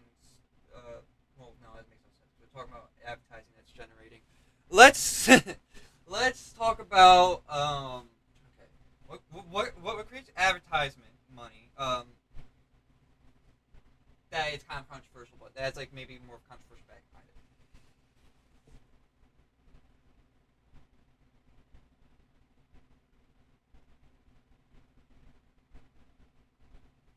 You know, because like advertising and being like, well, it has good features. That's not exactly bad, right? Be like to show why maybe you would want to buy this product isn't exactly the bad thing. It's more like here's a really good example. I know there's a thing with like beauty care products. They try to advertise. Wait, no, that doesn't work either. Again, I gotta think about how the advertising works. You better go to modern consumer culture.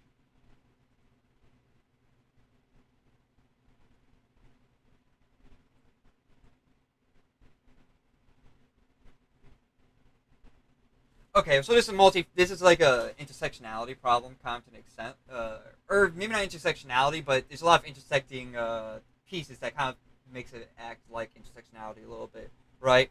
The beauty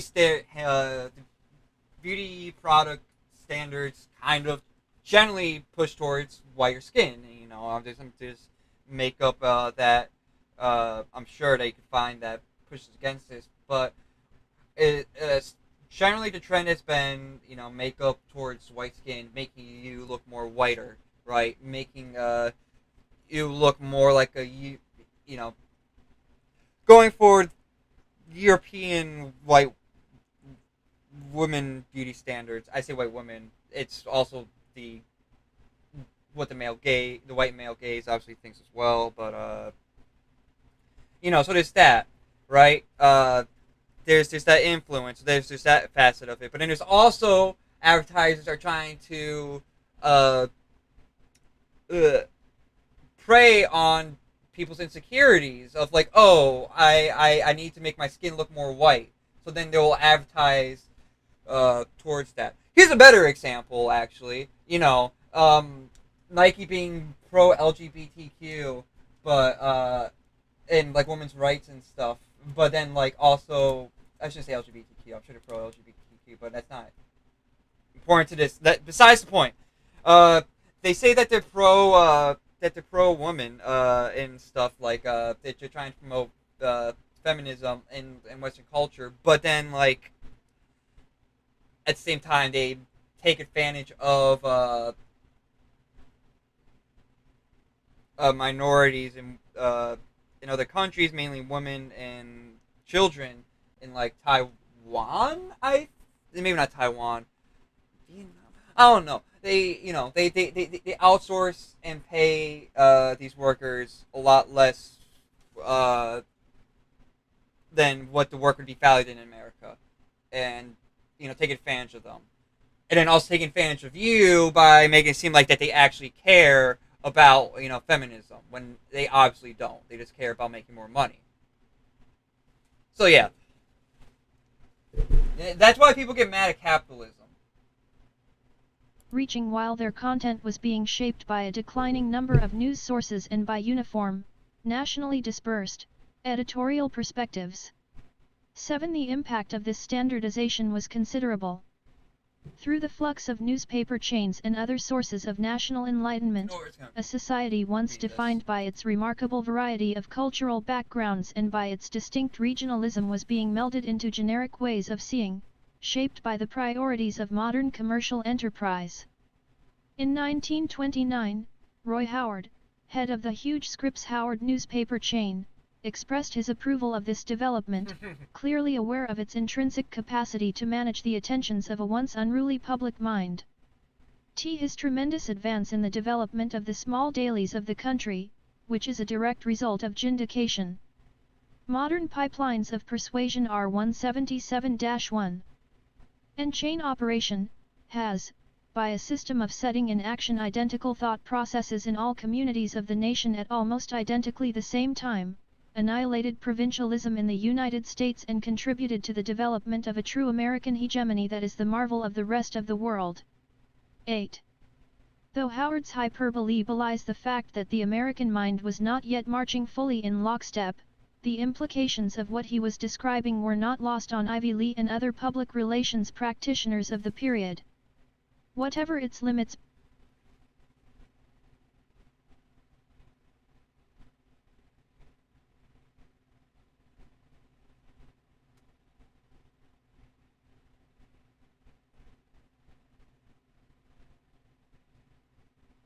may have been, the trend toward consolidation in newspapers, as Lee characterized it in 1929, meant that reliable, national channels for disseminating a message existed as never before. Earlier in the century, press agents were required to approach local newspapers, editor by editor, to situate PR materials in a range of locales. Now, local editors were more likely to be compliant employees of a national news apparatus. That's not a bad thing at Single all. entry That's point. not a bad thing. That's not bad at all. What are you talking about? It's not, what do you mean that's a bad thing?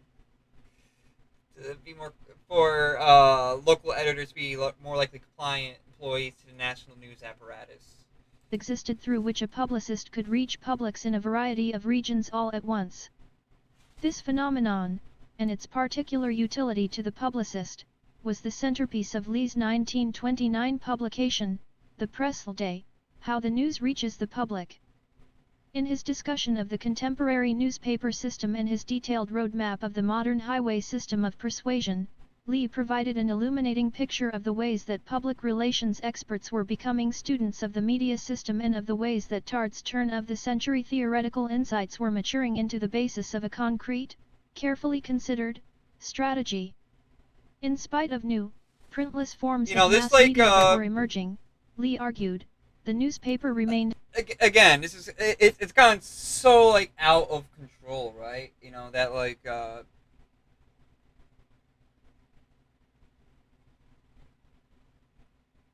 to think about the best way to say this. Corey had a couple of interesting moments tonight.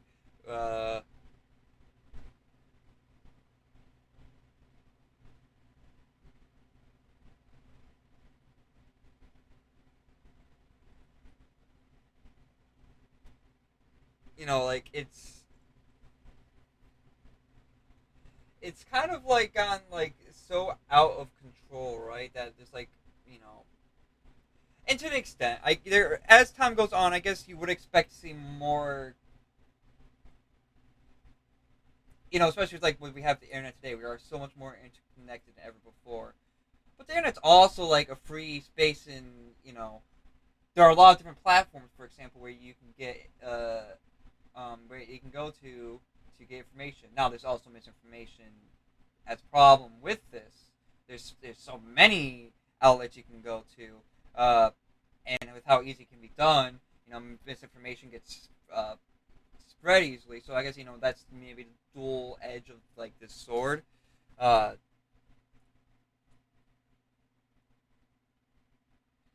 the same time, you know, like these systems of persuasion have gone like so far that like now like, you know, you're using these tools on the regular, just, you know, for regular advertising, just as it is in general, right? It's like, well, you gotta think about like how people might think about this advertisement instead of it being like, it's like, oh, this product's good or bad, you know. And again, I'm not even saying like advertisement itself is exactly bad. Kind of showing and effectively showing and telling the information of a product and why you might want to buy it is not a exactly bad thing, right? It can be informative, can let you know about the product. At the same time, you know, the main goal of the advertisement is to make you buy it, and you know, on a with how psychologically tricky and some of these persuasive ways that you know, the modern highway system of persuasion that was described.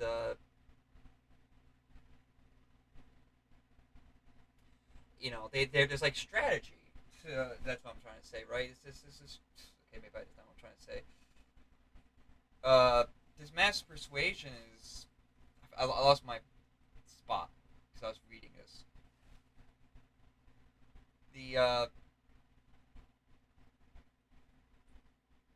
They're just yeah, that's what it was. You know, that these are just kind of like basic tools that we have now. It's like you have to think about like how can you draw in the most people. Otherwise, you're also going to be you're going to be pushed out by someone who will figure out how to manipulate people more than you, and figure out how to sell more of the product, even if people may not even exactly need it. Even if it's like wasteful consumerism, and et cetera, et cetera.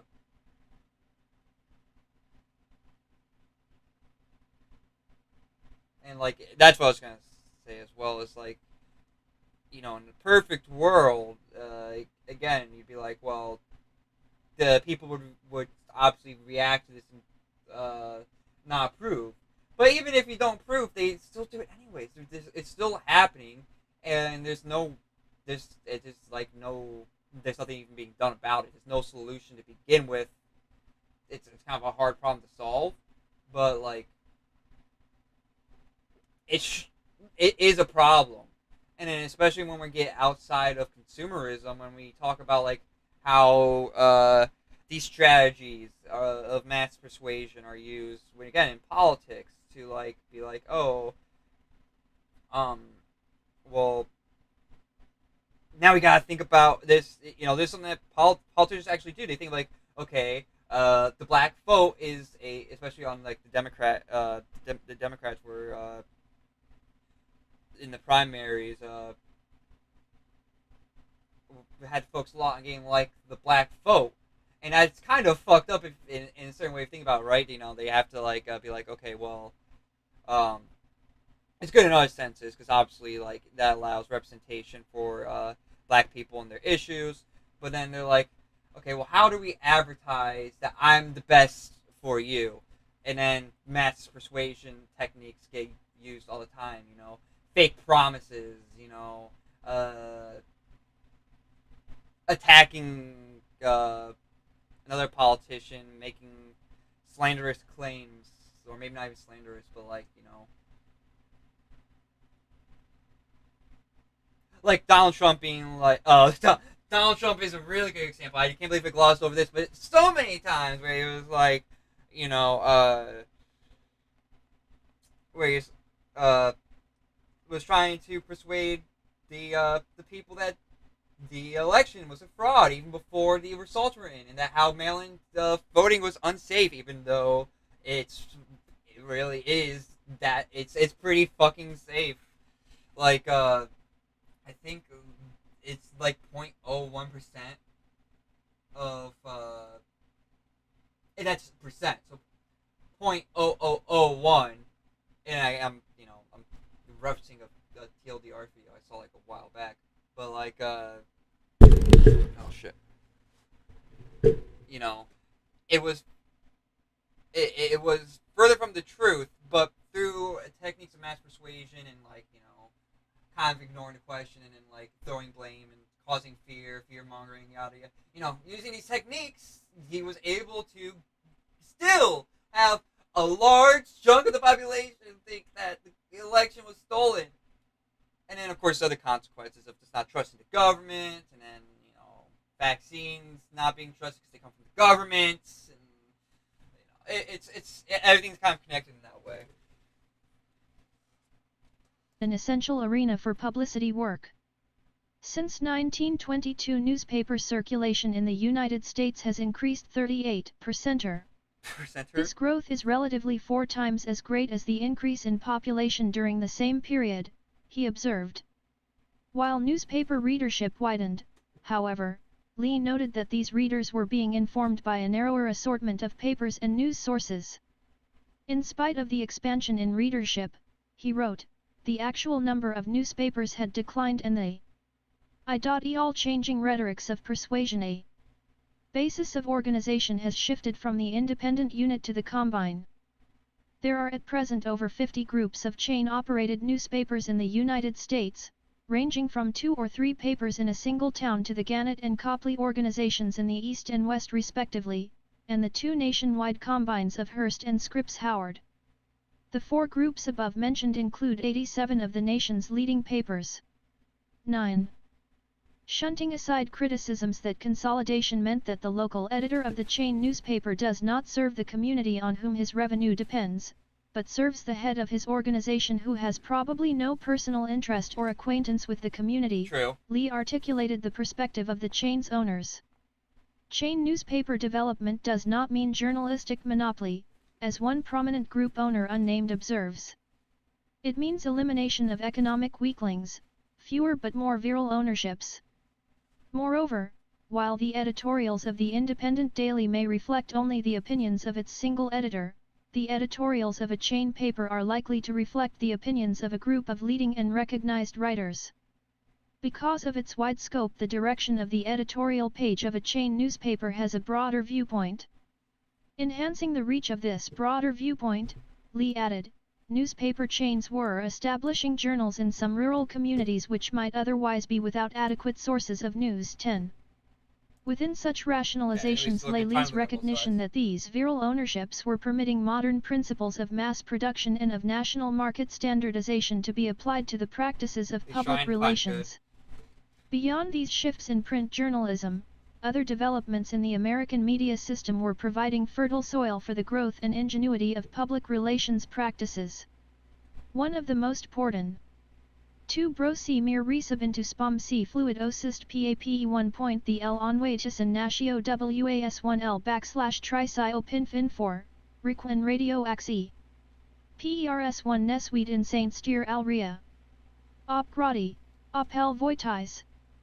Modern pipelines of persuasion 79-1. 2 of these developments was the birth of commercially based broadcast radio, beginning in Pittsburgh in 1921. Started as a local merchandising experiment to boost the sale of Westinghouse radio receivers, by the mid-20s broadcast radio had rapidly expanded into a pervasive national medium, dominated by 2 RCA-owned, sponsor-supported commercial networks. 11 centered in New York City, also the base of operations for the flowering public relations industry. These portals into America's radio system were particularly close at hand. As was the case with newspaper chains, the broadcast network system made the single entry point dissemination of publicity relatively effortless. Also following the lead of chain-owned newspapers which, from the 20s onward, were increasing subsidized via a nationally based advertising industry and by promotions for the brand name products of national corporations. Radio broadcasting in the 1920s and 1930s was underwritten, in large part, by national commercial enterprises. Mirroring trends that had shaped the distribution of gas and electricity throughout much of the United States, radio was also developing. Like, you know, the military-industrial complex having major influence over the major 24-hour news organizations and stuff.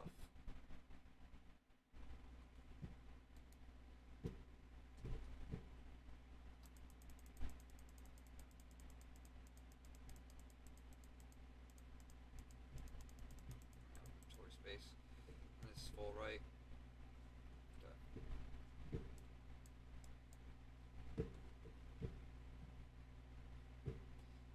Settings. Is this on borderless?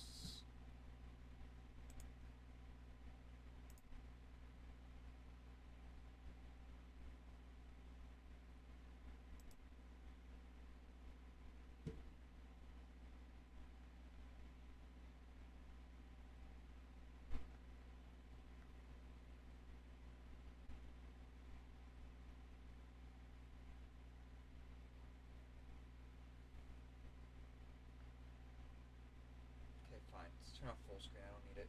I just don't want to stop, like, pausing. For the most part, as a privately owned utility, pumping information and entertainment directly into people's homes.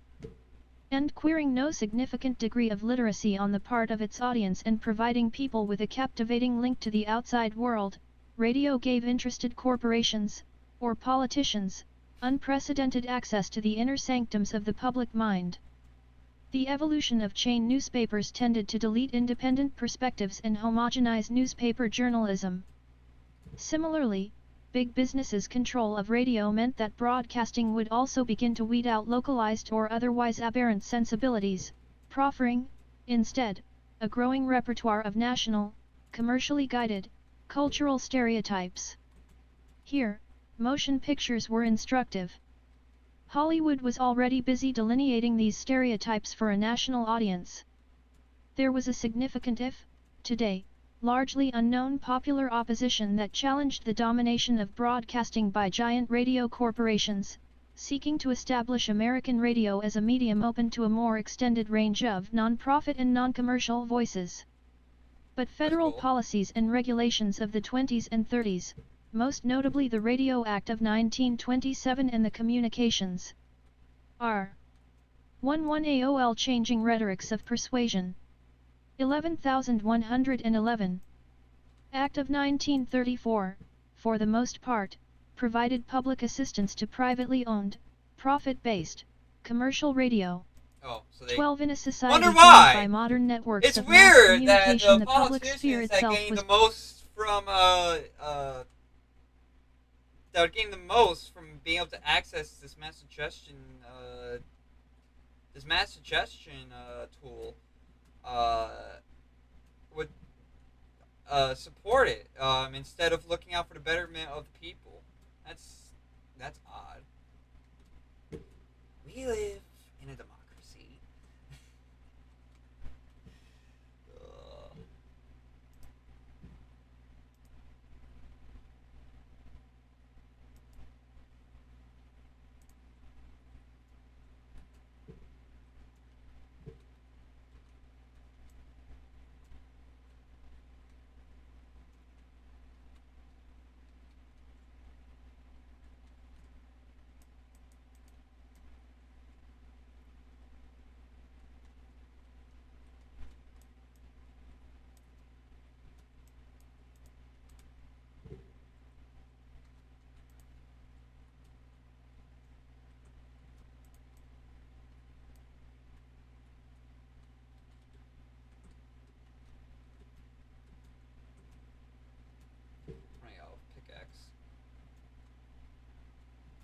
How are you getting hurt?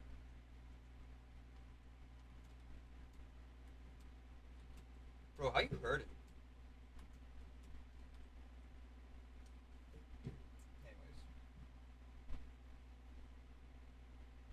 becoming the property of corporate gatekeepers. The long-term impact of this trend in who has a say in America continues to be a real issue. From the vantage point of corporate public relations specialists, however, this general tendency and the system of sponsorship that financed it meant that both print and broadcast media were becoming more and more congenial to a business point of view.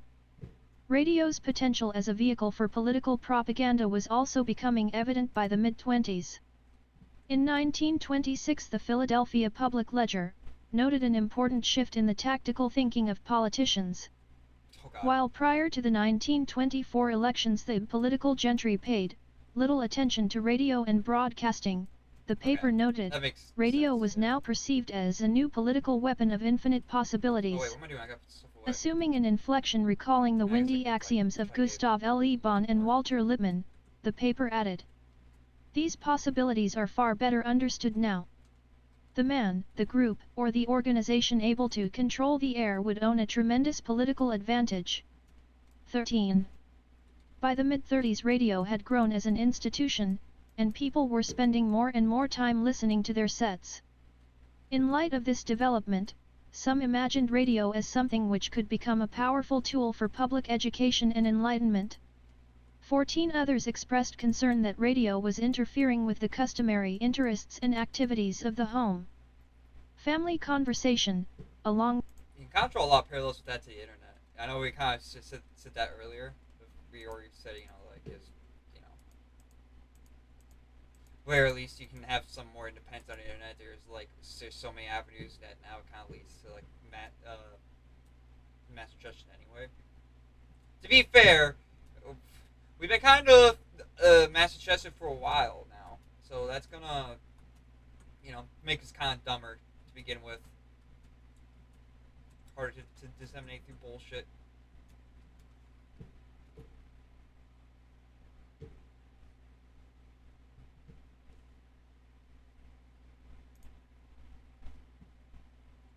With other traditional aspects of home life, wrote one critic, is the greatest sufferer. 15. FBR others, however, radio's propagandistic potential was its most salient feature.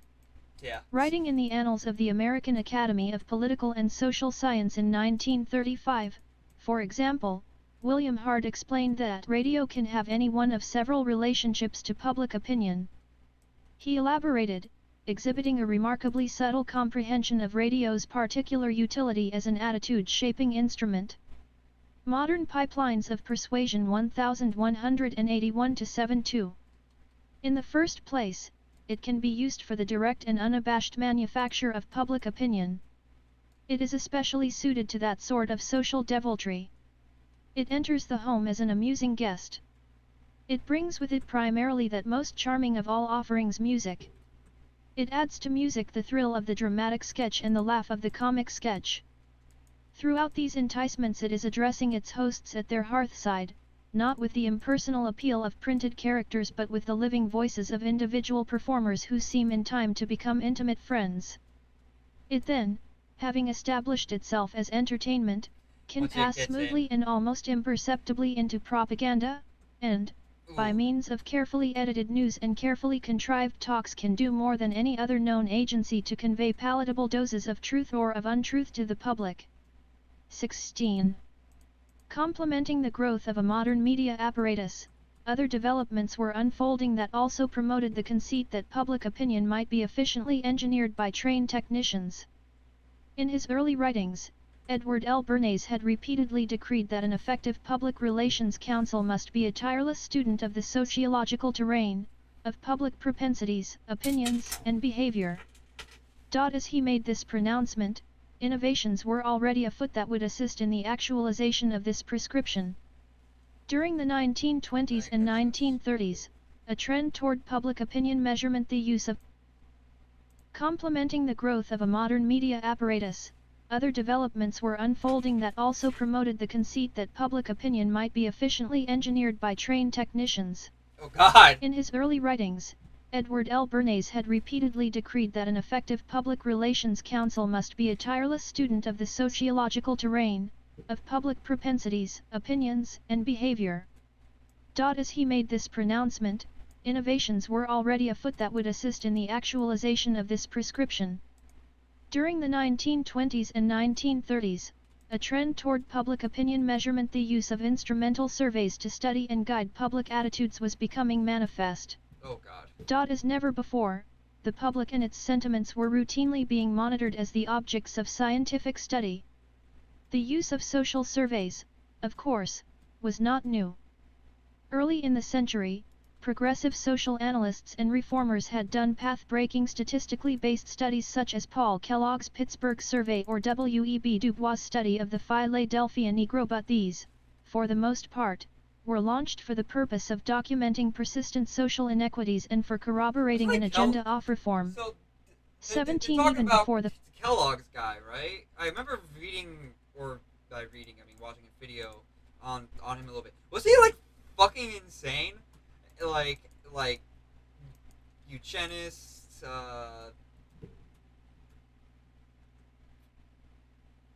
super into health too, like children's health or something like that. I can't remember. This makes sense. I'm sure he's racist as well, but I can't remember. But he's an interesting character. First World War, things began to change. Business analysts began to see survey research as a commercially useful I-182 changing rhetorics of persuasion a tool. The advertising industry, given its intimate involvement with the problem of consumer response, was an early advocate of market research. At the same time, some business school professors and social scientists began to advance market research as an academic concern. One of these professors was Paul Sherrington, who taught at the Harvard School of Business between 1908 and 1919. The originator and teacher of one of the United States' first university courses in the field of marketing, by 1911 Sherrington was beginning to focus his energies on the problem of consumer research. Under Sherrington's leadership, noted historian Jean M. Converse, Harvard became an influential force for intellectual organization of the field in sampling and analysis. 18. By the early 20s, Sherrington moved from the ivory tower directly into the business world, using an income-based framework for the analysis of market attitudes as Director of Research for the J. Walter Thompson Advertising Agency. From the early 20s, a growing number of people followed Sherrington's lead.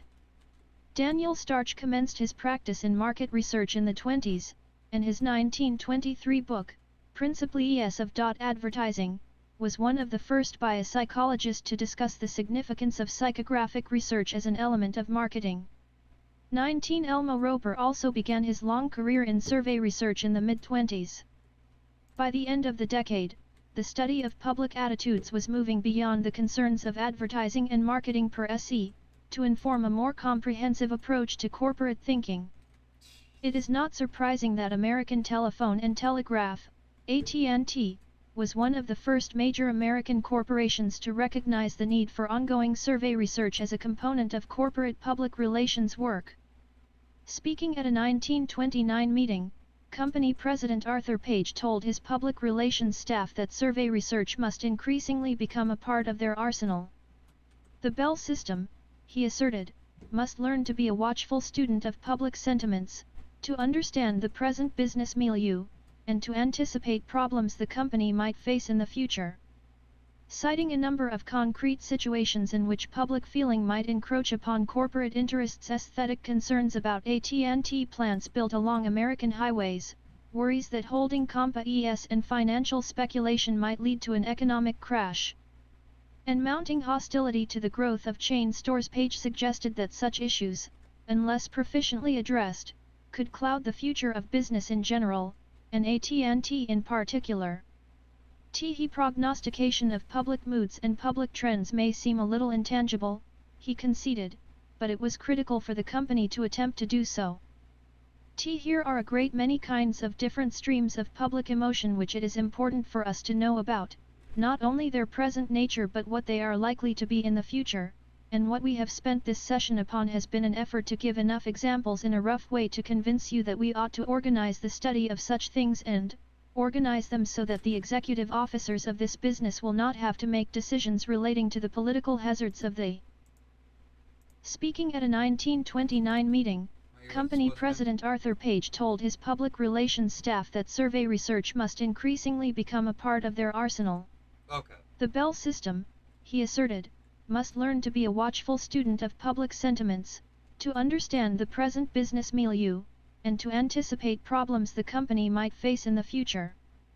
Citing a number of concrete situations in which public feeling might encroach upon corporate interests, aesthetic concerns about AT&T plants built along American highways, worries that holding compa-ES and financial speculation might lead to an economic crash, and mounting hostility to the growth of chain stores, Page suggested that such issues, unless proficiently addressed, could cloud the future of business in general, and AT&T in particular.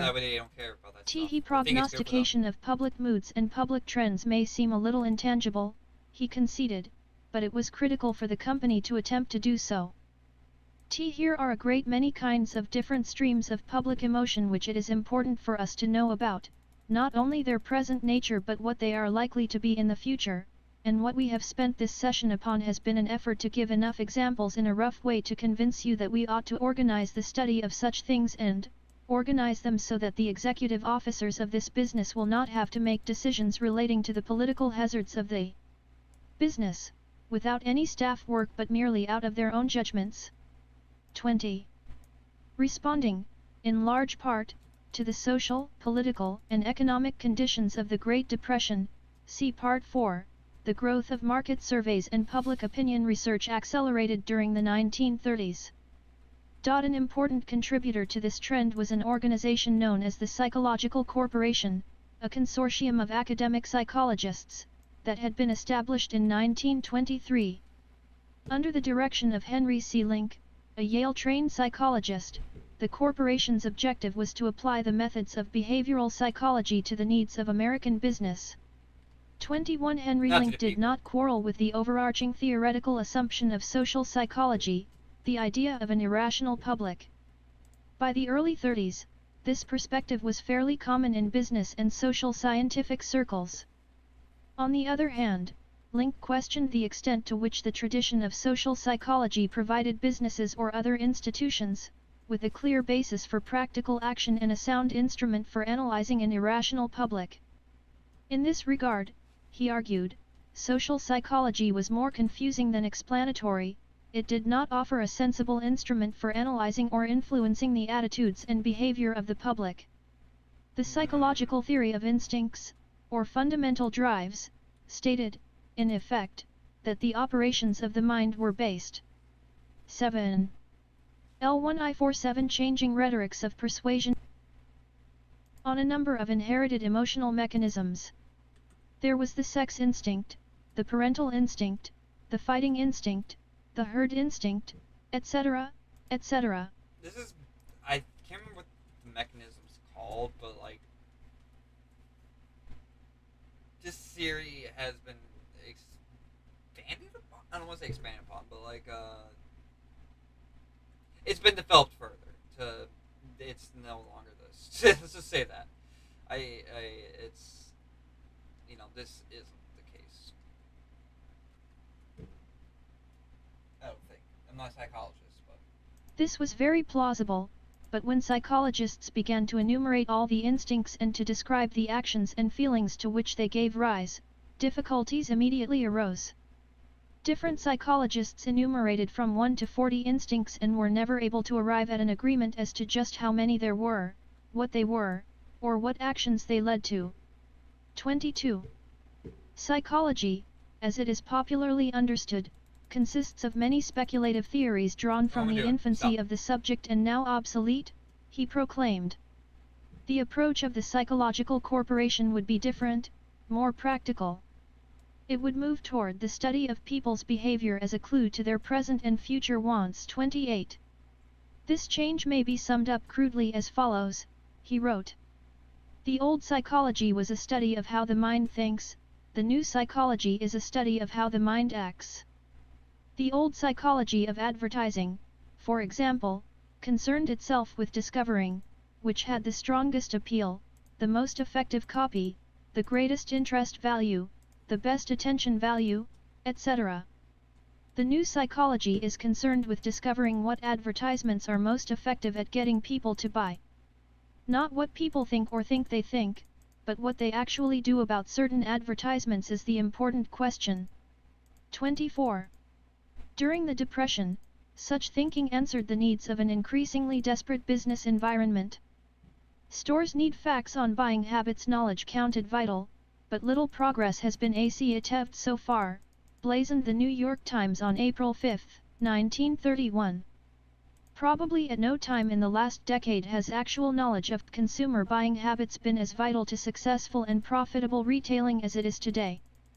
There is quite general agreement among executives in the field that retailers would be in a modern pipelines of persuasion far better position to meet the disconcerting complications of current economic conditions if the result of painstaking surveys into this problem were available. Yet, surprisingly enough, comparatively little progress of a well-defined nature has been achieved. 25. Using undergraduate and graduate students at universities around the country to conduct survey research, the Psychological Corporation under Link's direction established a quarterly psychological sales barometer, the first ongoing examination of consumer attitudes and behavior, the brand names people purchased, the advertising slogans they remembered, and so forth. 26. Link also advocated the use of recently developed accounting equipment to codify survey results, anticipating the role that computers would eventually play in the monitoring of public attitudes. The most highly developed technique for measuring buying behavior is that made possible by the electric sorting and tabulating machines. These ingenious devices have made it feasible to record and classify the behavior of the buying public as well as the behavior of those who serve that public on a scale heretofore impracticable. Deduction from these records of important summaries and significant facts has been made relatively easy. The technique developed by various merchants, with the use of these devices, exemplifies the behavioristic psychological method in almost its ideal form. It is the quantitative study of analysis of human behavior in the nth degree. 27. Psychological corporation surveys began by examining attitudes and behavior that were expressly relevant to marketing. Within a few years, however, the scope of the psychological sales barometers broadened to include the study of opinions about current events, politics, and the corporate system overall. By the mid-30s, Fortune magazine launched its own poll, conducted by a partnership of Sherrington and Roper. George Gallup and his American Institute of Public Opinion followed soon thereafter. 28 Shortly, Claude Robinson would establish Opinion Research, Inc., in -7. RAE1 Changing Rhetorics of Persuasion. Princeton, New Jersey. As never before, the public was becoming an object of minute statistical analysis, continuously scrutinized and pigeonholed for instrumental purposes. An age of polling, in which the temperature of the public would be taken on an ongoing basis, had commenced. FBR compliance professionals in the 20s and 30s, the flowering of survey research was of immediate and practical utility. Early in the 1920s, public relations specialists described their profession as a two-way street. Their job, they maintained, was to present the habitually misinterpreted interests of large institutions to the public while interpreting the habitually ignored interests of the public to the organizations that served it. Within the two-way street analogy, public relations presented itself unequivocally as the lubricant of democratic reciprocity.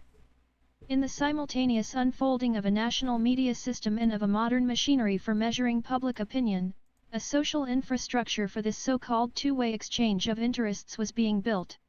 And that's kind of, like, even at this point, they're, the analysts, the public relations experts are kind of starting to realize, like, yeah, what's happening, what's, the amount of manipulation being good's going on.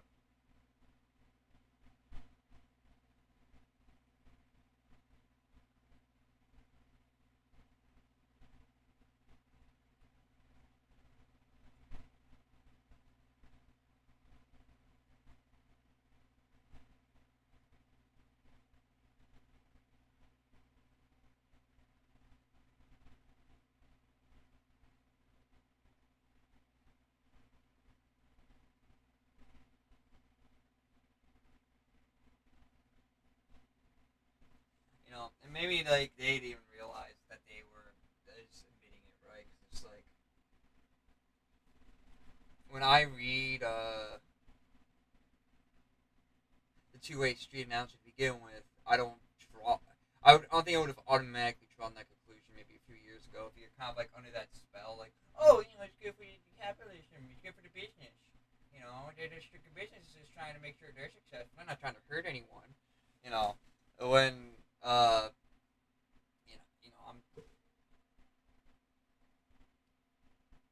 they might make that two-way street analogy, believing that while also being like, but even though they have best intentions, they don't want to say the public, and so this is the kind of relationship we have with them. But even that, it's like, yeah, well, that's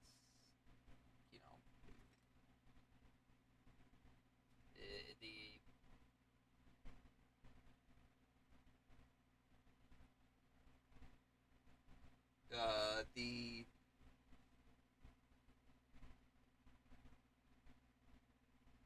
was to misinterpret interests of large institutions to the public while interpreting the habitually ignored interests of the public to the organization that it serves.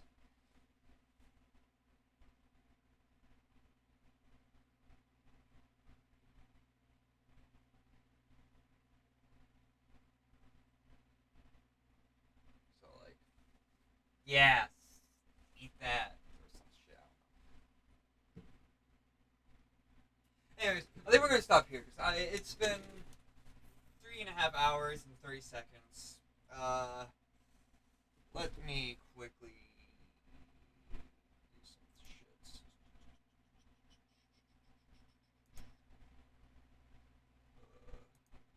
So yeah, thanks for watching. If anyone came on today, keep looking, and honey, think of the names.